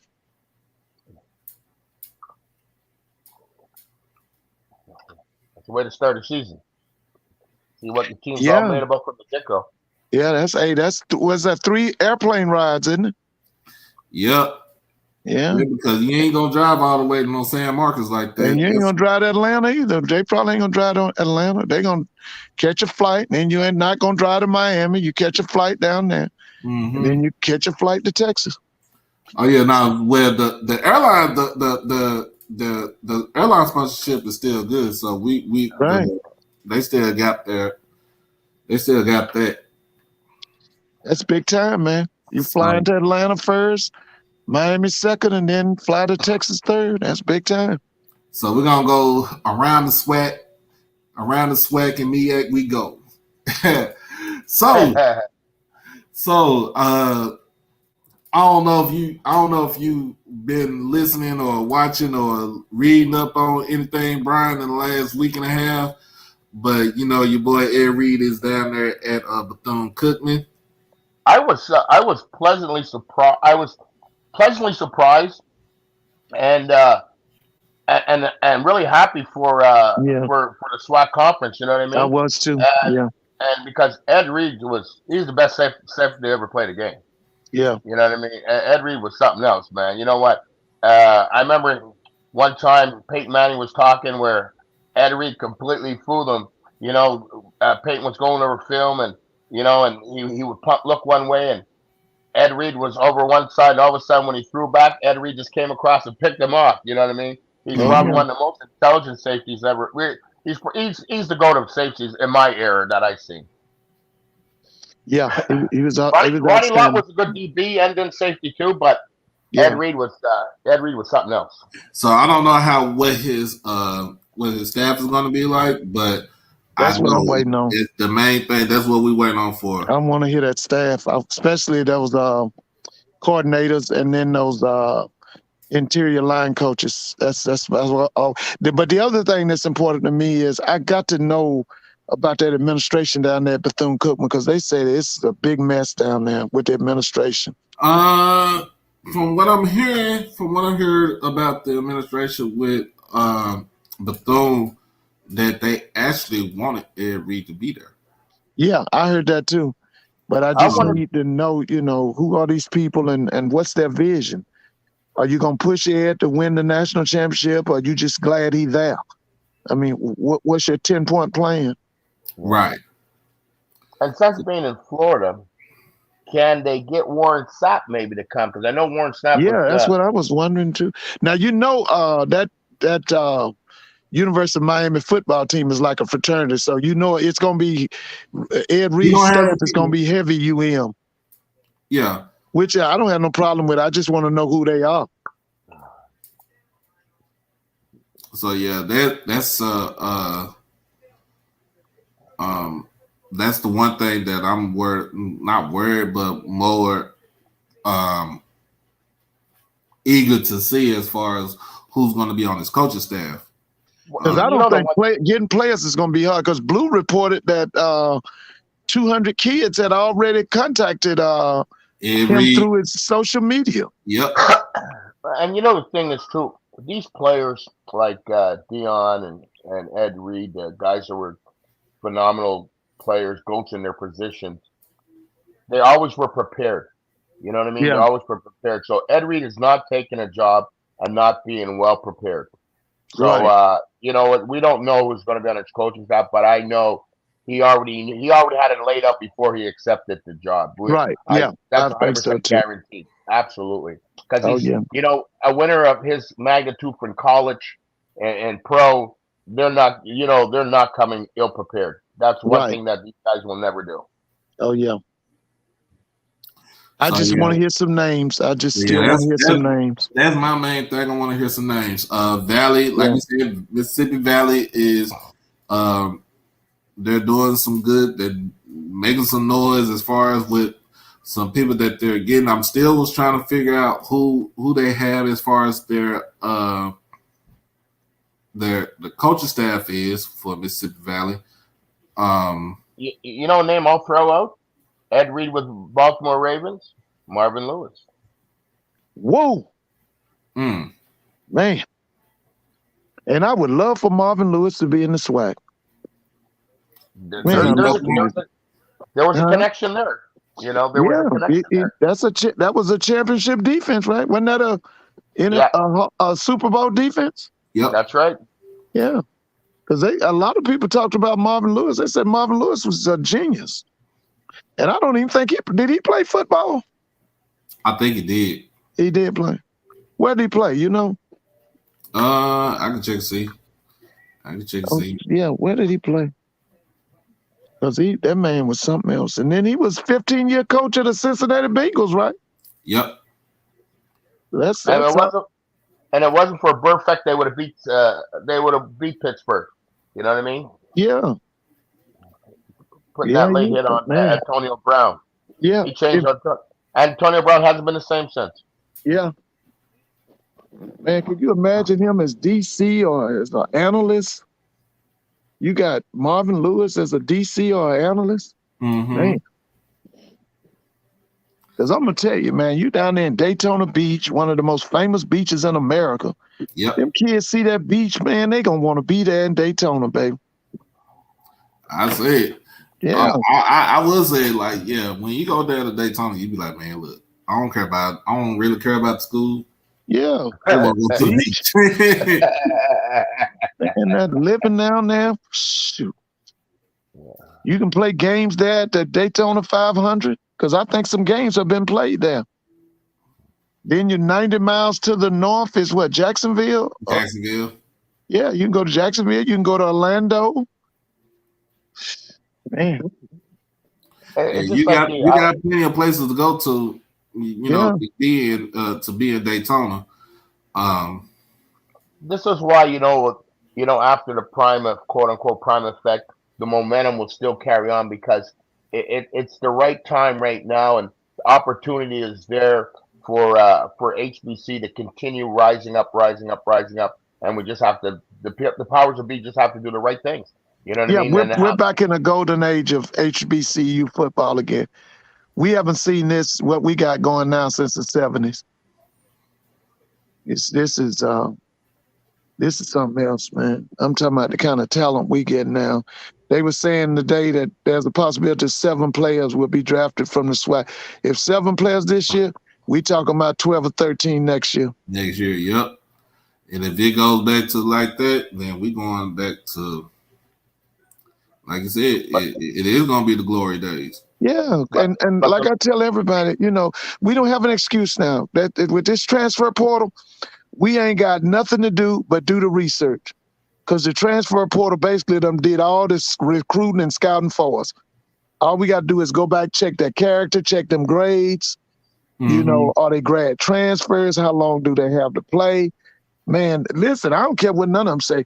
That transfer portal is helping black schools. It's helping us. My thing about this is so let's say with Valley, right? Yeah. Valley is my thing about it is Valley needs to you like you said, utilize this transfer portal. Yeah, utilize it. It's the recruiting. It's easy. All you gotta do is push a button on that computer, and let them know you got it. Hey, we welcome you here.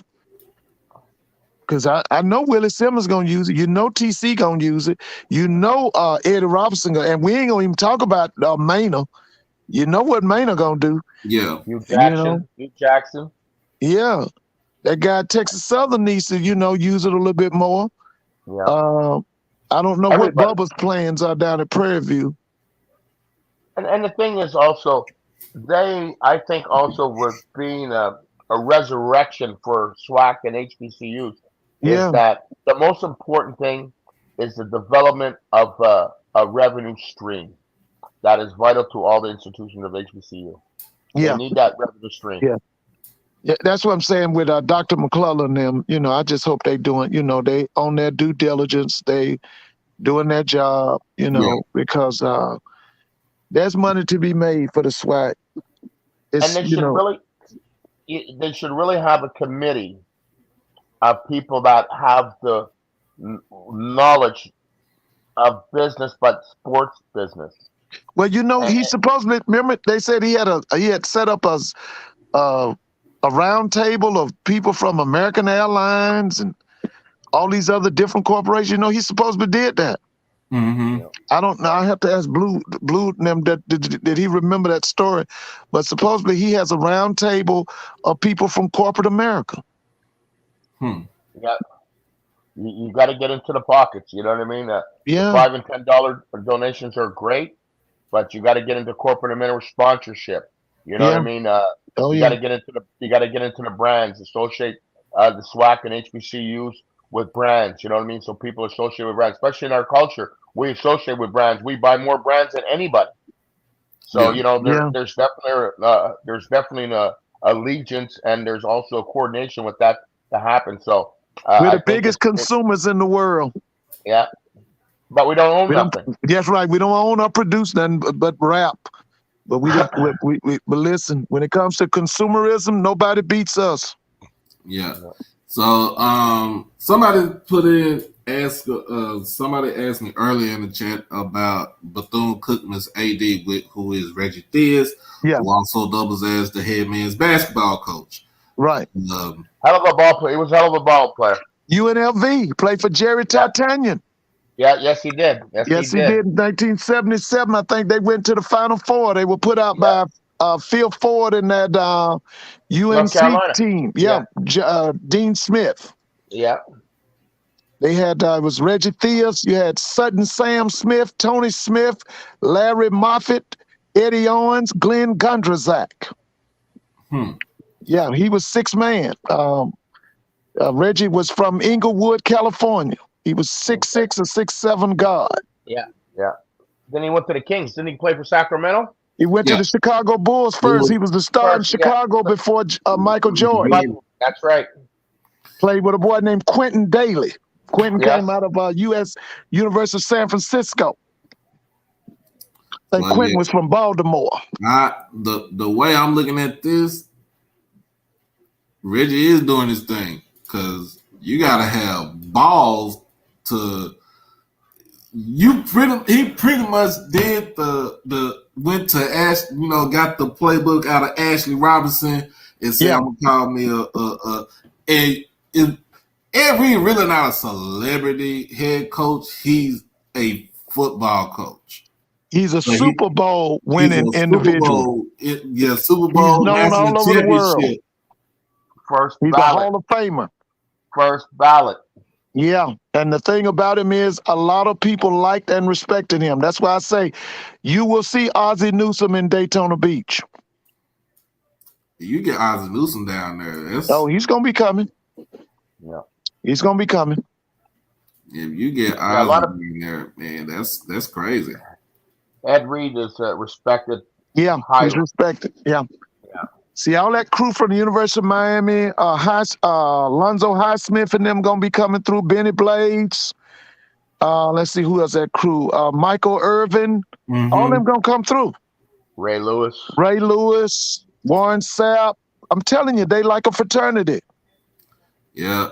Yeah, they'll be coming through. That's why he'll be able to recruit that Tampa area hard and that Miami area hard. That Dade County, West Broward, Broward County. Broward County. He'll be all up in there. Fort Lauderdale.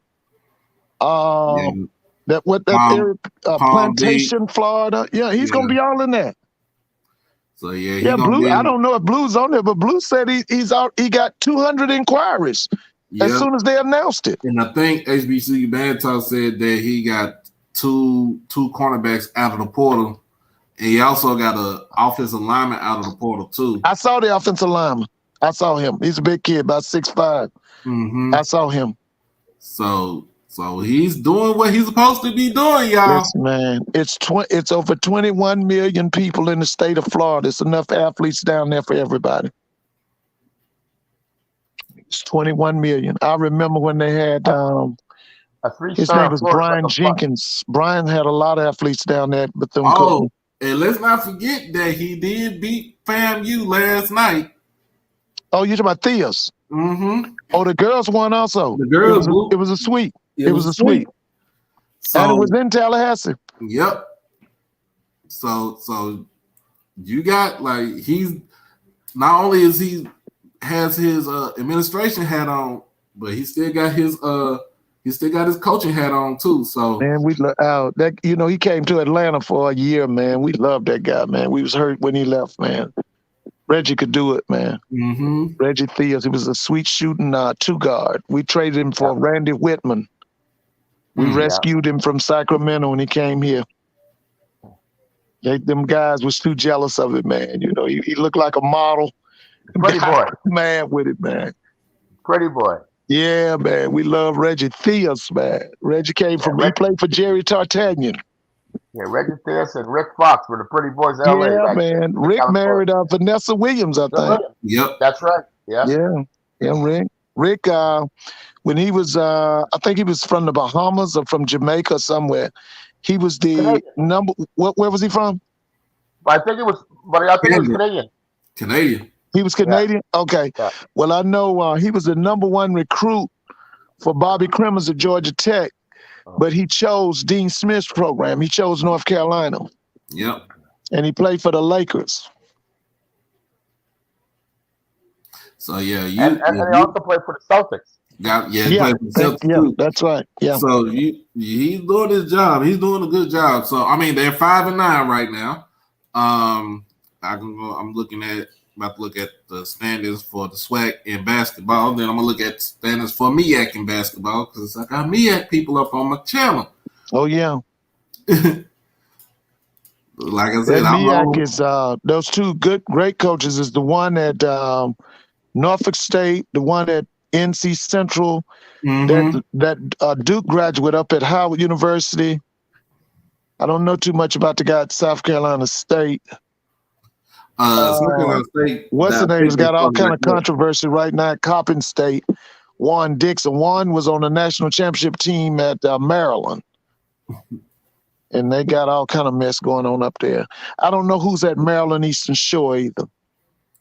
So we got looking at the standards right now. In the SWAC standards right now on the men's side,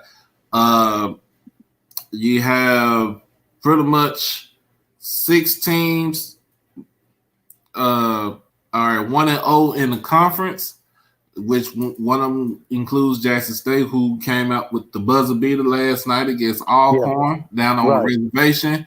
That was a great game. Yep. So they're at 2-12 right now. But I'm thinking about this. Look, when it comes down to conference basketball play, that will turn that record around. So you'll see Jackson State with at least 17, 18 wins coming in, trying to get into this SWAC tournament. Alabama State at 3-11, but they're also 1-0 in the conference. Southern at 5-9, 1-0 in the conference. That PV, guy's good. That's Sean Woods. yeah. PV 5-9, 1-0 in the Usually good. conference. Yeah, he's usually good too. I said something about Bethune-Cookman already. That 5-9, 1-0 in the conference, and then you got Alabama A&M 5-9, 1-0 in the conference. Then they got a new coach. It's a new coach. They got a new coach and a new facility. Mm-hmm. Grambling is still 7-6. They have the better record. They have the best record in the SWAC, overall in the SWAC. But they lost their first game, the first conference game. So everybody's a game behind in the conference. Right. Valley is dead last at 1-14. Don't know what we will see. Who's got Valley? Is Ivory got Valley? Who's the head coach at Valley? At Valley, I can check. Is it George Ivory? Man, I remember when at Valley, Lafayette Stribling. The best dressed coach in America. Oh my God. He's the best dressed. He came down, he came to Jackson. They came to Jackson, and it was if people remember about this, it was 98, it was the Valentine's Day Massacre. And they came down here, they came to Jackson and destroyed us.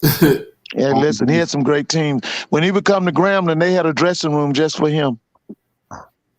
Because he would come in a sweatsuit and he'd come out with a $2,000 suit on. That was his style. Hey man, I'm telling you, Brian, and some people up in here, Vale, Vale would probably know about, and Vale and a lot of other people that's in here that's older SWAC, man, they let you know Lafayette Stribling was, man. Yeah, I think he passed away, last year? I think so, man. But yeah, he passed away last year. Man, he scared America in '86. You know, he had Duke in the first round. He was beating Duke. Duke came back and won at the end of the game, and Vitale and them just about had a heart attack because they was like, I know good and well this, you know what school down here from the SWAC, they not gonna beat Duke. This was Duke with Danny Ferry, Bobby Hurley. Wait a minute. Let's see now who was on that team. That should have been no, I'm sorry. That's the team with Johnny Dawkins, Tommy Amaker, Mark Allery, Jay Billis, and a boy named David Henderson. They played Mississippi Valley. It was one of them, one play 15 or one play 16, and Valley dogged they behind for the first for most of the game. Yeah, George Ivory is the head coach for George Ivory. George was on that team I'm talking about. He was on that team. Go back and look up 1986 Duke versus Mississippi Valley in the NCAA tournament. You'll see what I'm talking about. Grant Hill wasn't on that team then? Or was he no. Grant Hill was probably like 2 years later. Yeah. But now with this one, he still holds the head coach now still holds the all-time lead in assists per game. Holds the program record for best 3-point percentage in the season. He shot 52% from 3-point. Wow. That's lighting it up. SWAC Hall of Famer. So yeah, it's just the thing about it is you can't get no breaks with just being at Valley though. But I think he'll be able to turn it around though. I think he'll be able to turn it around. In the MEAC, let's see what we got for the MEAC, man. A lot of players are transferring out of Delaware State. Yeah. MEAC, y'all do tell y'all business, bro.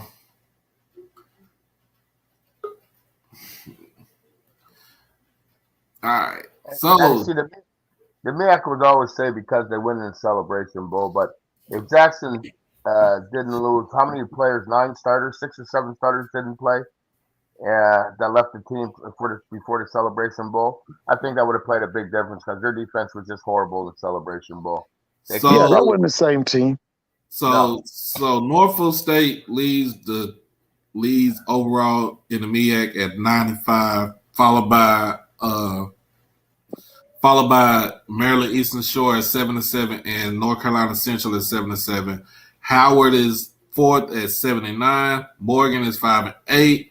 Coppin State is 5-12. South Carolina State 3-13, and Delaware State is 1-12. So, man, Coppin State done played a lot of games, and that's Warren Dixon right there. Yeah, that's one. He was a hell of a player. Mm-hmm. Played for Gary Williams, didn't he? Yep. Who did he play in Yeah, Maryland, they came right? to Atlanta and won it. I think was that in the 90s or 2000? 2002. They won the championship. Yeah, that's right. Yeah, he didn't make it in the NBA, right? He made it in the NBA for a little bit. He didn't. Yeah. Okay.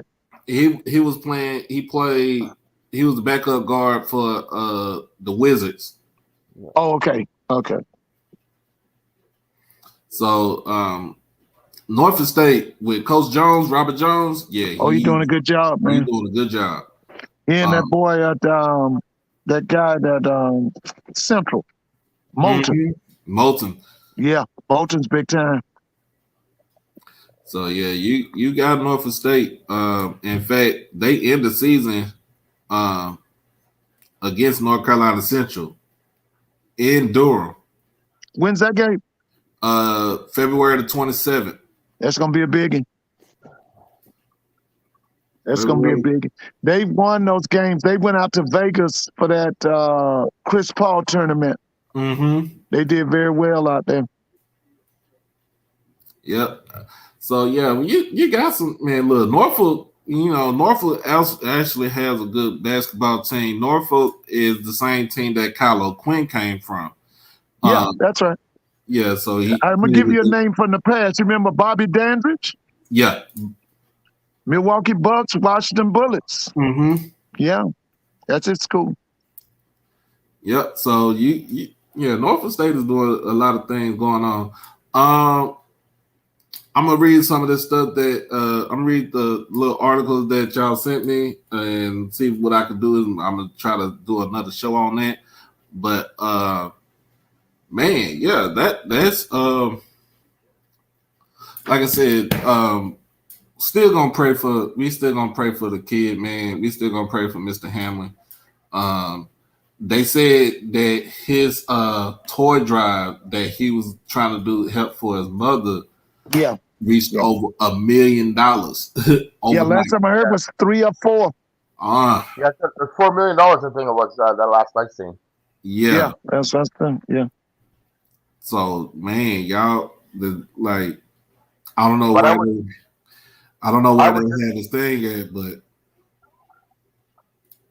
yeah, I didn't. It was. I think it was a GoFundMe that they put up, but I didn't see where, but I just read it was a GoFundMe for his charity. But also just talking about the situation that happened to him. There was a hockey player named Chris Pronger. He got hit in the chest with a puck and had the same kind of situation as Hamlin is having currently. And he wrote and sent his prayers, and he was able to have a full recovery and have a great career. So we're just raising our prayers up, lifting our prayers up for him that he gets healthy and hopefully he can fulfill out his dream. But we just want him to have a great life. Yeah. So as always, finally, like I said, we have reached monetization status for the show, for the channel. I remember, Doc, when you're at just a couple hundred, man. God is so good, and you see when you do the right thing, you get rewarded. Man. You know what I mean? And you know what? And it's one thing as an ex-athlete. One thing that I always learned as a player, and when I even coach kids, is consistency. And you've been very consistent. And your coverage of HBCU. You have a gentleman like Mr. Ford. That's the encyclopedia of HBCU history. I love listening to you, Mr. Ford. you're just a phenomenal person and a knowledgeable person that I just gather so much when you guys talk, and I just continue to wish you success. And you know what? 23 is 23. You're the GOAT year, Michael Jordan. You're the GOAT year. I rather do with Kurt. I rather say Kurt Gibson. I rather say Kurt Gibson. But yeah, so everybody that's known, if you want to become, if you are still a subscriber, but if you want to become a member to have the membership perks, to get videos before anything comes along, know when the videos are going to be out, know when I go live.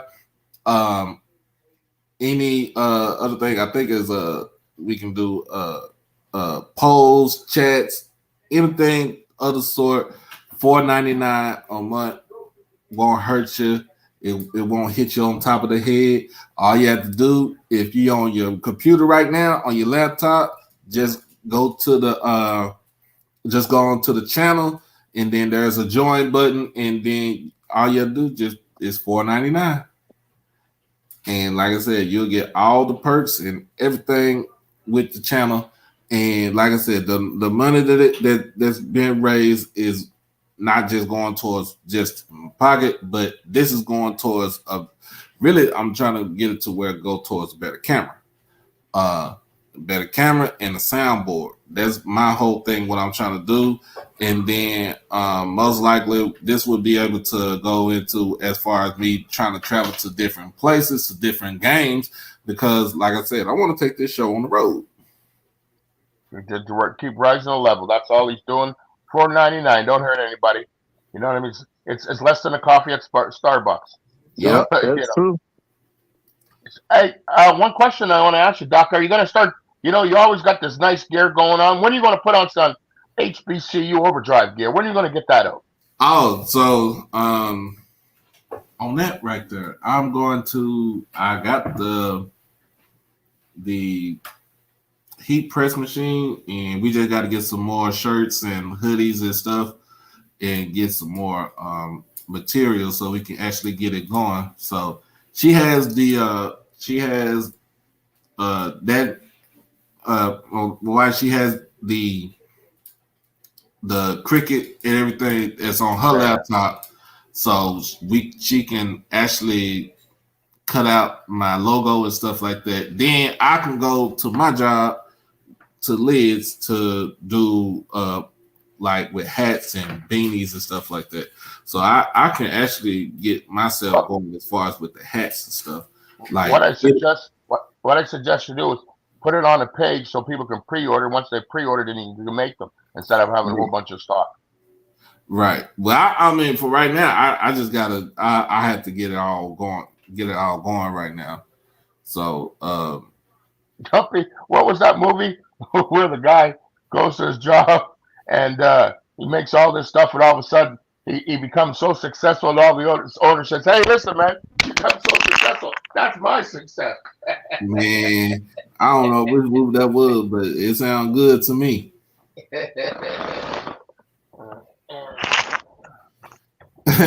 Hey, Doc, are they gonna have that game in Arlington again? That Texas Southern game? Yeah, I think it's a 4 or 5 year contract agreement with the city of Arlington. So, yeah, I'll be at that game too. I know it was a big time football game, but to me on HBCU Go, it was intense between those bands. Yeah, it was. Oh, so Los, it's not there no more. So they stopped it. Man, they need to bring it back up here. Oh, so they did cancel it. I don't know if they canceled it, but I think the contract ran out. Okay, so they'll go back to the campuses. Yes. They'll probably be in Baton Rouge this year then. Man, I wish they didn't, man, because I actually did like going to that game right there. That game was. See, I remember when Texas Southern would entertain Southern back in the 90s. They would go to Rice University. They would have a big crowd. Mm-hmm. Yeah, they'd have a monster crowd. Oh, so my guy Losi said the original promoter and the new promoter is in court right now. Oh, okay. So it says it's going to be in Baton Rouge this coming season. Oh, okay, so to be in Baton Rouge. I tell you another game that I'm going to follow is that Grambling-Hampton game. That's going to be in MetLife Stadium, the home of the New York Giants and the Jets. So it's going to be the New York. What was that? It's a MetLife Classic or something. Okay. But I'm gonna tell you something. If you don't have them boys together now, Hampton will do damage on them. Yeah, that is true. Because that boy, the head coach up there at Hampton, this guy named Prunty, he brings in that Division I type talent. I don't know if he's heavy in that transfer portal, but he got big boys. Mm-hmm. Yeah, they better be careful. I hope they go up there together. Oh yeah. But the thing that I like to know is I heard before speak on it with the promoters. A lot of like the promoters for the game against Tennessee. You know what I mean? That was a farce. You know what I mean? The viewing was terrible. That promoter didn't put no money into that to that venue at all. Which one was it? Talking about the Harris Classic. Yeah, that was terrible. Oh, yeah. That was terrible. So I hope if they have promoters that they make, and this is the opportunity we were talking about before, Mr. Ford, is that if they're going to have a promoter, they got to make sure that they get a large piece of the pie. You can't be going for crumbs no more. Yeah. You know what I mean? And a lot of those promoters are leeching off these schools. Yeah, it was terrible. Yeah. It's like having it's like back in the day, you have a dance. You get the door, but the other guy gets the bar. You know what I mean? It don't work. Yeah, because Jackson State has got to replace Tennessee State on their schedule, right? Yeah, I think they're doing the classic, aren't they? In Birmingham. That's right. That's Southern. Yeah. Okay, so that's going to play. Okay, yeah, I understand. All right, so people want to know. I'm trying to see people know how to do this right here. So all you have to do. Hit that join button right there. That's on the page if you're on the computer. That's pretty much it. So you hit that join button. This is what's going to come up.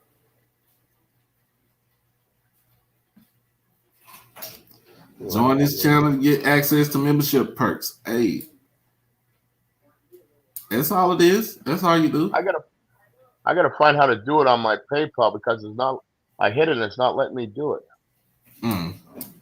Hey, let me ask you a question. Mm-hmm. I need you to pick between 1 to 10. What do you give the SWAC office as far as pushing SWAC basketball? Between 1 to 10. Just from an outsider looking in, I give it about a 4. I don't see it. You give them that high? Well, I'm still not. You're trying to help them out. I'm trying to help them out. What about you, Doc? What do you give them?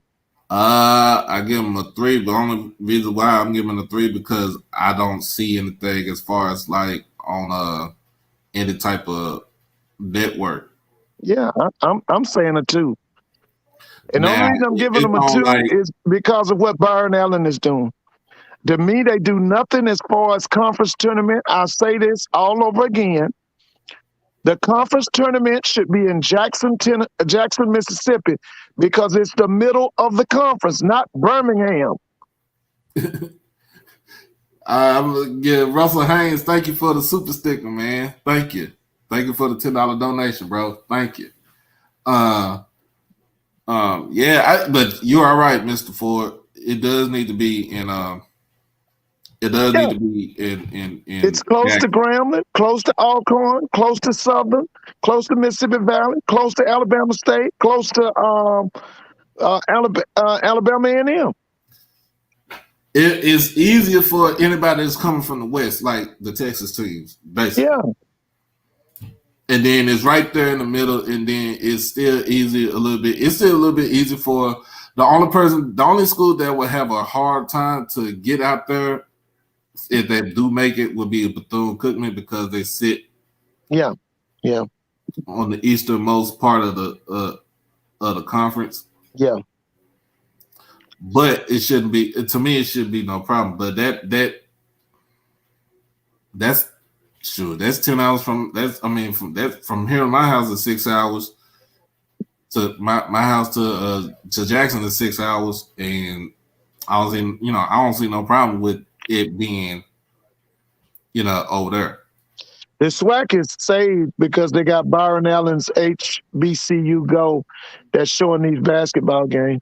They showing girls and men. So yeah, if that's the case, then yeah, I say that he's doing a good job. He's doing a good job as far as that. Now getting back on like the ESPN part, the ESPN network, we need to get back on that because I know around this time we will start seeing a lot of, thank you, Brian. You'll start seeing a lot of SWAC basketball. In fact, you'll start seeing a lot of SWAC and MEAC basketball on the ESPN networks. Yeah, because they only do about 6 of those games. I know they did like 10 last year. Oh, they did 10? Yeah. So I got a question for you guys. What can SWAC do to elevate the basketball program for the same way that football, like Prime came in, had a Prime effect and elevated? What could they do in basketball to elevate it? You want me to go first? You go ahead. I want us to make those hires like Jackson did when they brought in, what's the guy's name in Jackson? Mo Williams. Mo Williams. We can get Kevin Ollie. He ain't doing nothing. Let's get Kevin Ollie. Remember Texas Southern had Mike Davis for a second too. That's what I'm saying, and he was great down there. The only thing I didn't like, he wouldn't play any home games before Christmas. I didn't like that. But Mike Davis was awesome at Texas Southern. Yeah, Mike Davis down there. Who else was there? I think they got Johnny Jones now. Johnny Jones. He was a former LSU coach. Yep. Johnny Jones, man. In fact, he had a team. He had teams where he had high draft picks too. Yeah. I would like for us to get now. Let's see. Okay, the guy's doing good at Prairie View. Texas Southern is good. I really like that guy at Southern. I like the guy at Grambling. I think it's a good move at Jackson State. I like the guy at Alcorn. I don't know anything about the guy at Alabama A&M. I'm watching this guy at Alabama State. I like Reggie Theus, and I think that the people at Florida A&M need to put their coach on the clock. Because they're building their arena at Florida A&M is larger than the arena at Georgia Tech, and Georgia Tech is Power 5. Edwin said the problem. He said the problem right now is SWAC fans stop attending the games. Well, if we could get big time coaches in these spots, I think we got to go out and make that home run high. I'll put it like this: if you're gonna go back to where it was like in the late '90s or something like that, with Coach Stoglin, Lindsey Hunter and them. Lindsey Hunter, when it like I said, Lafayette Strip, and Coach Stribling was there. Yeah. You had Coach Whitney over at Alcorn. Yeah, the level of play has to go back up again. And I ain't saying the level of play I'm not saying the level of play now is bad, because the level of play is good, because you're going out there, you're beating Power 5 teams. You know what I'm saying? Yeah. You're going out there beating Power 5 teams, but you want to get back to that high flying SWAC basketball action. I'm still of the mind that the SWAC has to recruit Detroit, Chicago, New York, New Jersey, Philly, the northern cities. It's a given. The best football players in the South. I think the best basketball players in the North. We got to go up in the North and get them guys.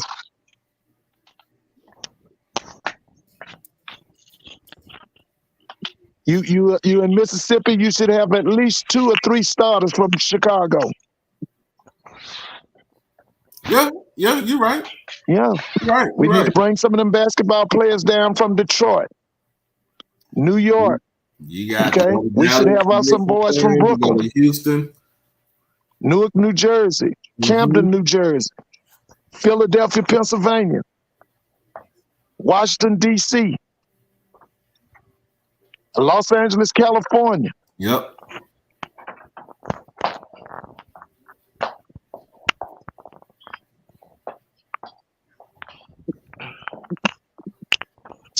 But yeah, man, we it's a lot of things that we do got to go back and attend our home games, and then you got to go and attend away games too, because when you go attend away games, whoever you playing, you don't give them no type of time of day to be, to get that home court advantage. I was in the SWAC in the 80s. I can remember every Saturday night you would have Southern against Grambling, Jackson State against Alcorn, Alabama State against Alabama A&M,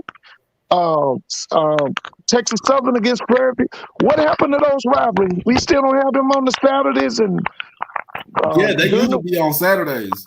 Yeah, those used to be big rivalries. Yeah, they used to be on Saturdays though, man. But it's gonna be some work to do. It's just like what we're doing in football. It's gonna be some work that we need to do, and we need to get back up on it.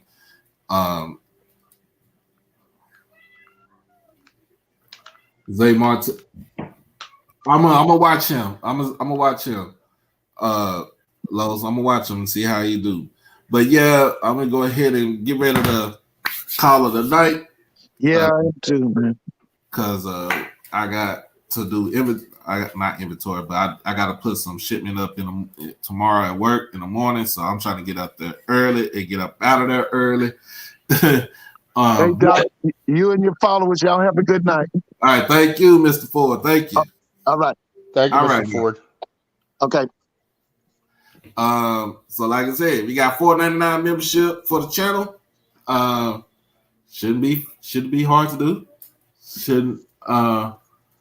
Shouldn't be a problem. I don't see anything see anything wrong with that. But like I said, this is to fund the whole channel. It's to fund everything on the channel, and I'm happy that I'm trying to, I'm getting this thing going. In fact, like I said, Thursday I will be at Paul Queen. Thursday evening I'll be at Paul Queen, checking out their basketball game, coming up with some content so I can put it on the show. And I can show y'all what's going on with Paul Quinn and how they do it down here in Dallas. And then I might be going to some Dallas high school basketball games too, because that would be something to do right there too, to get that going and show y'all kids that might not have that you know what I'm saying, that might not have an offer, but put it on the show, and whoever watches it, they can say, hey man, you need to get this kid right here. He good. Yeah, you could be a vehicle for these kids, Doc, because you know what I mean? You know what I mean? Your name's getting out there, more and more. Your connections, your associations, you know what I mean? People can definitely benefit from just, you know what I mean, coming kicking it with you and, getting their videos out, you know what I mean? So there's all kinds of ways for people to get noticed nowadays. And, social media, people just put something up on tape. Just have something up on tape. And this is a way to get recruited nowadays. Yeah, because my wife's her biggest mission for this channel is to be, she wants us to sponsor the athletes. She wants to be a sponsor for the athletes, for the student athletes.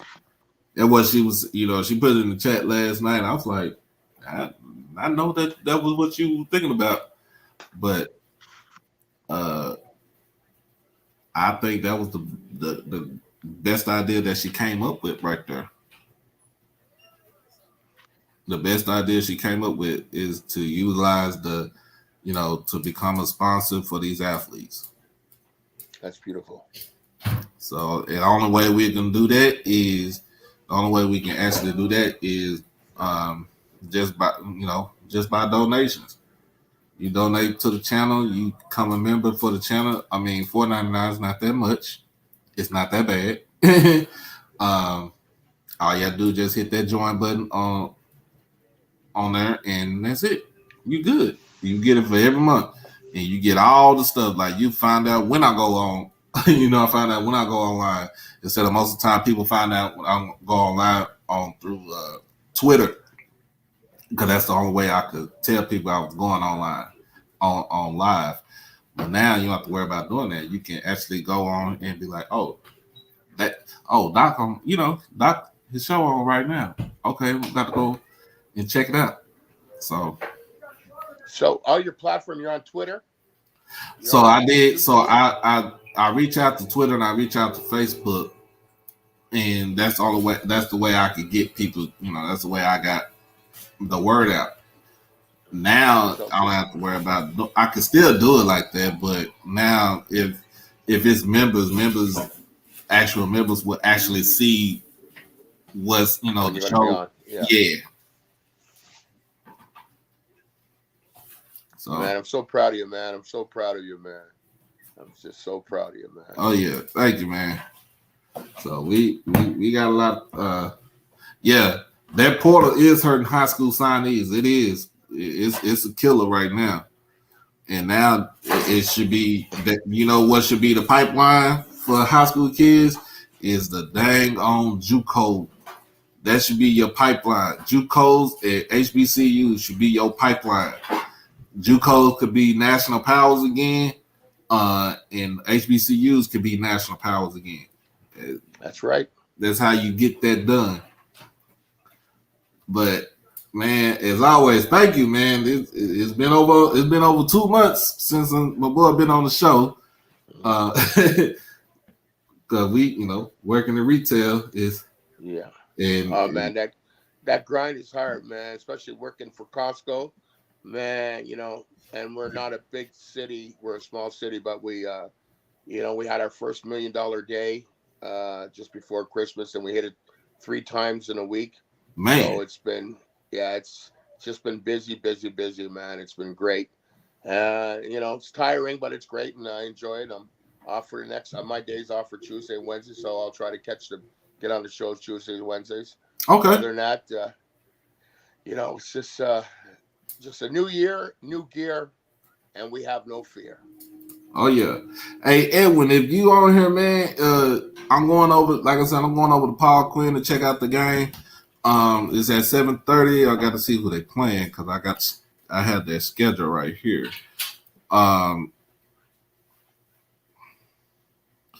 Thursday they are playing Our Lady of the Lake. That's a 7:30 Thursday evening here in Dallas. Then on that Saturday, January the 7th, they're playing Houston Tillerson at 4:00. Then on the 12th, that's another Thursday, they're playing Louisiana Christian at 7:30. And then the 14th, that Saturday playing Xavier. And that's Xavier, Louisiana. I think, yep, that's correct. So now I know football's king in Texas. How was the basketball scene? Basketball is pretty much almost. It ain't up there with football, but it could be up there. Okay. And then they got 2 home games in February on the 2nd and the 4th against LSU Alexandria and LSU Shreveport. So, and this is all for Paul Quinn. They will be on the road for most of January and February. If I can, I could check them out at Texas College, and I could check them out of there. Yeah, Texas College. That's in Tyler, so they ain't up there like an hour and a half from here.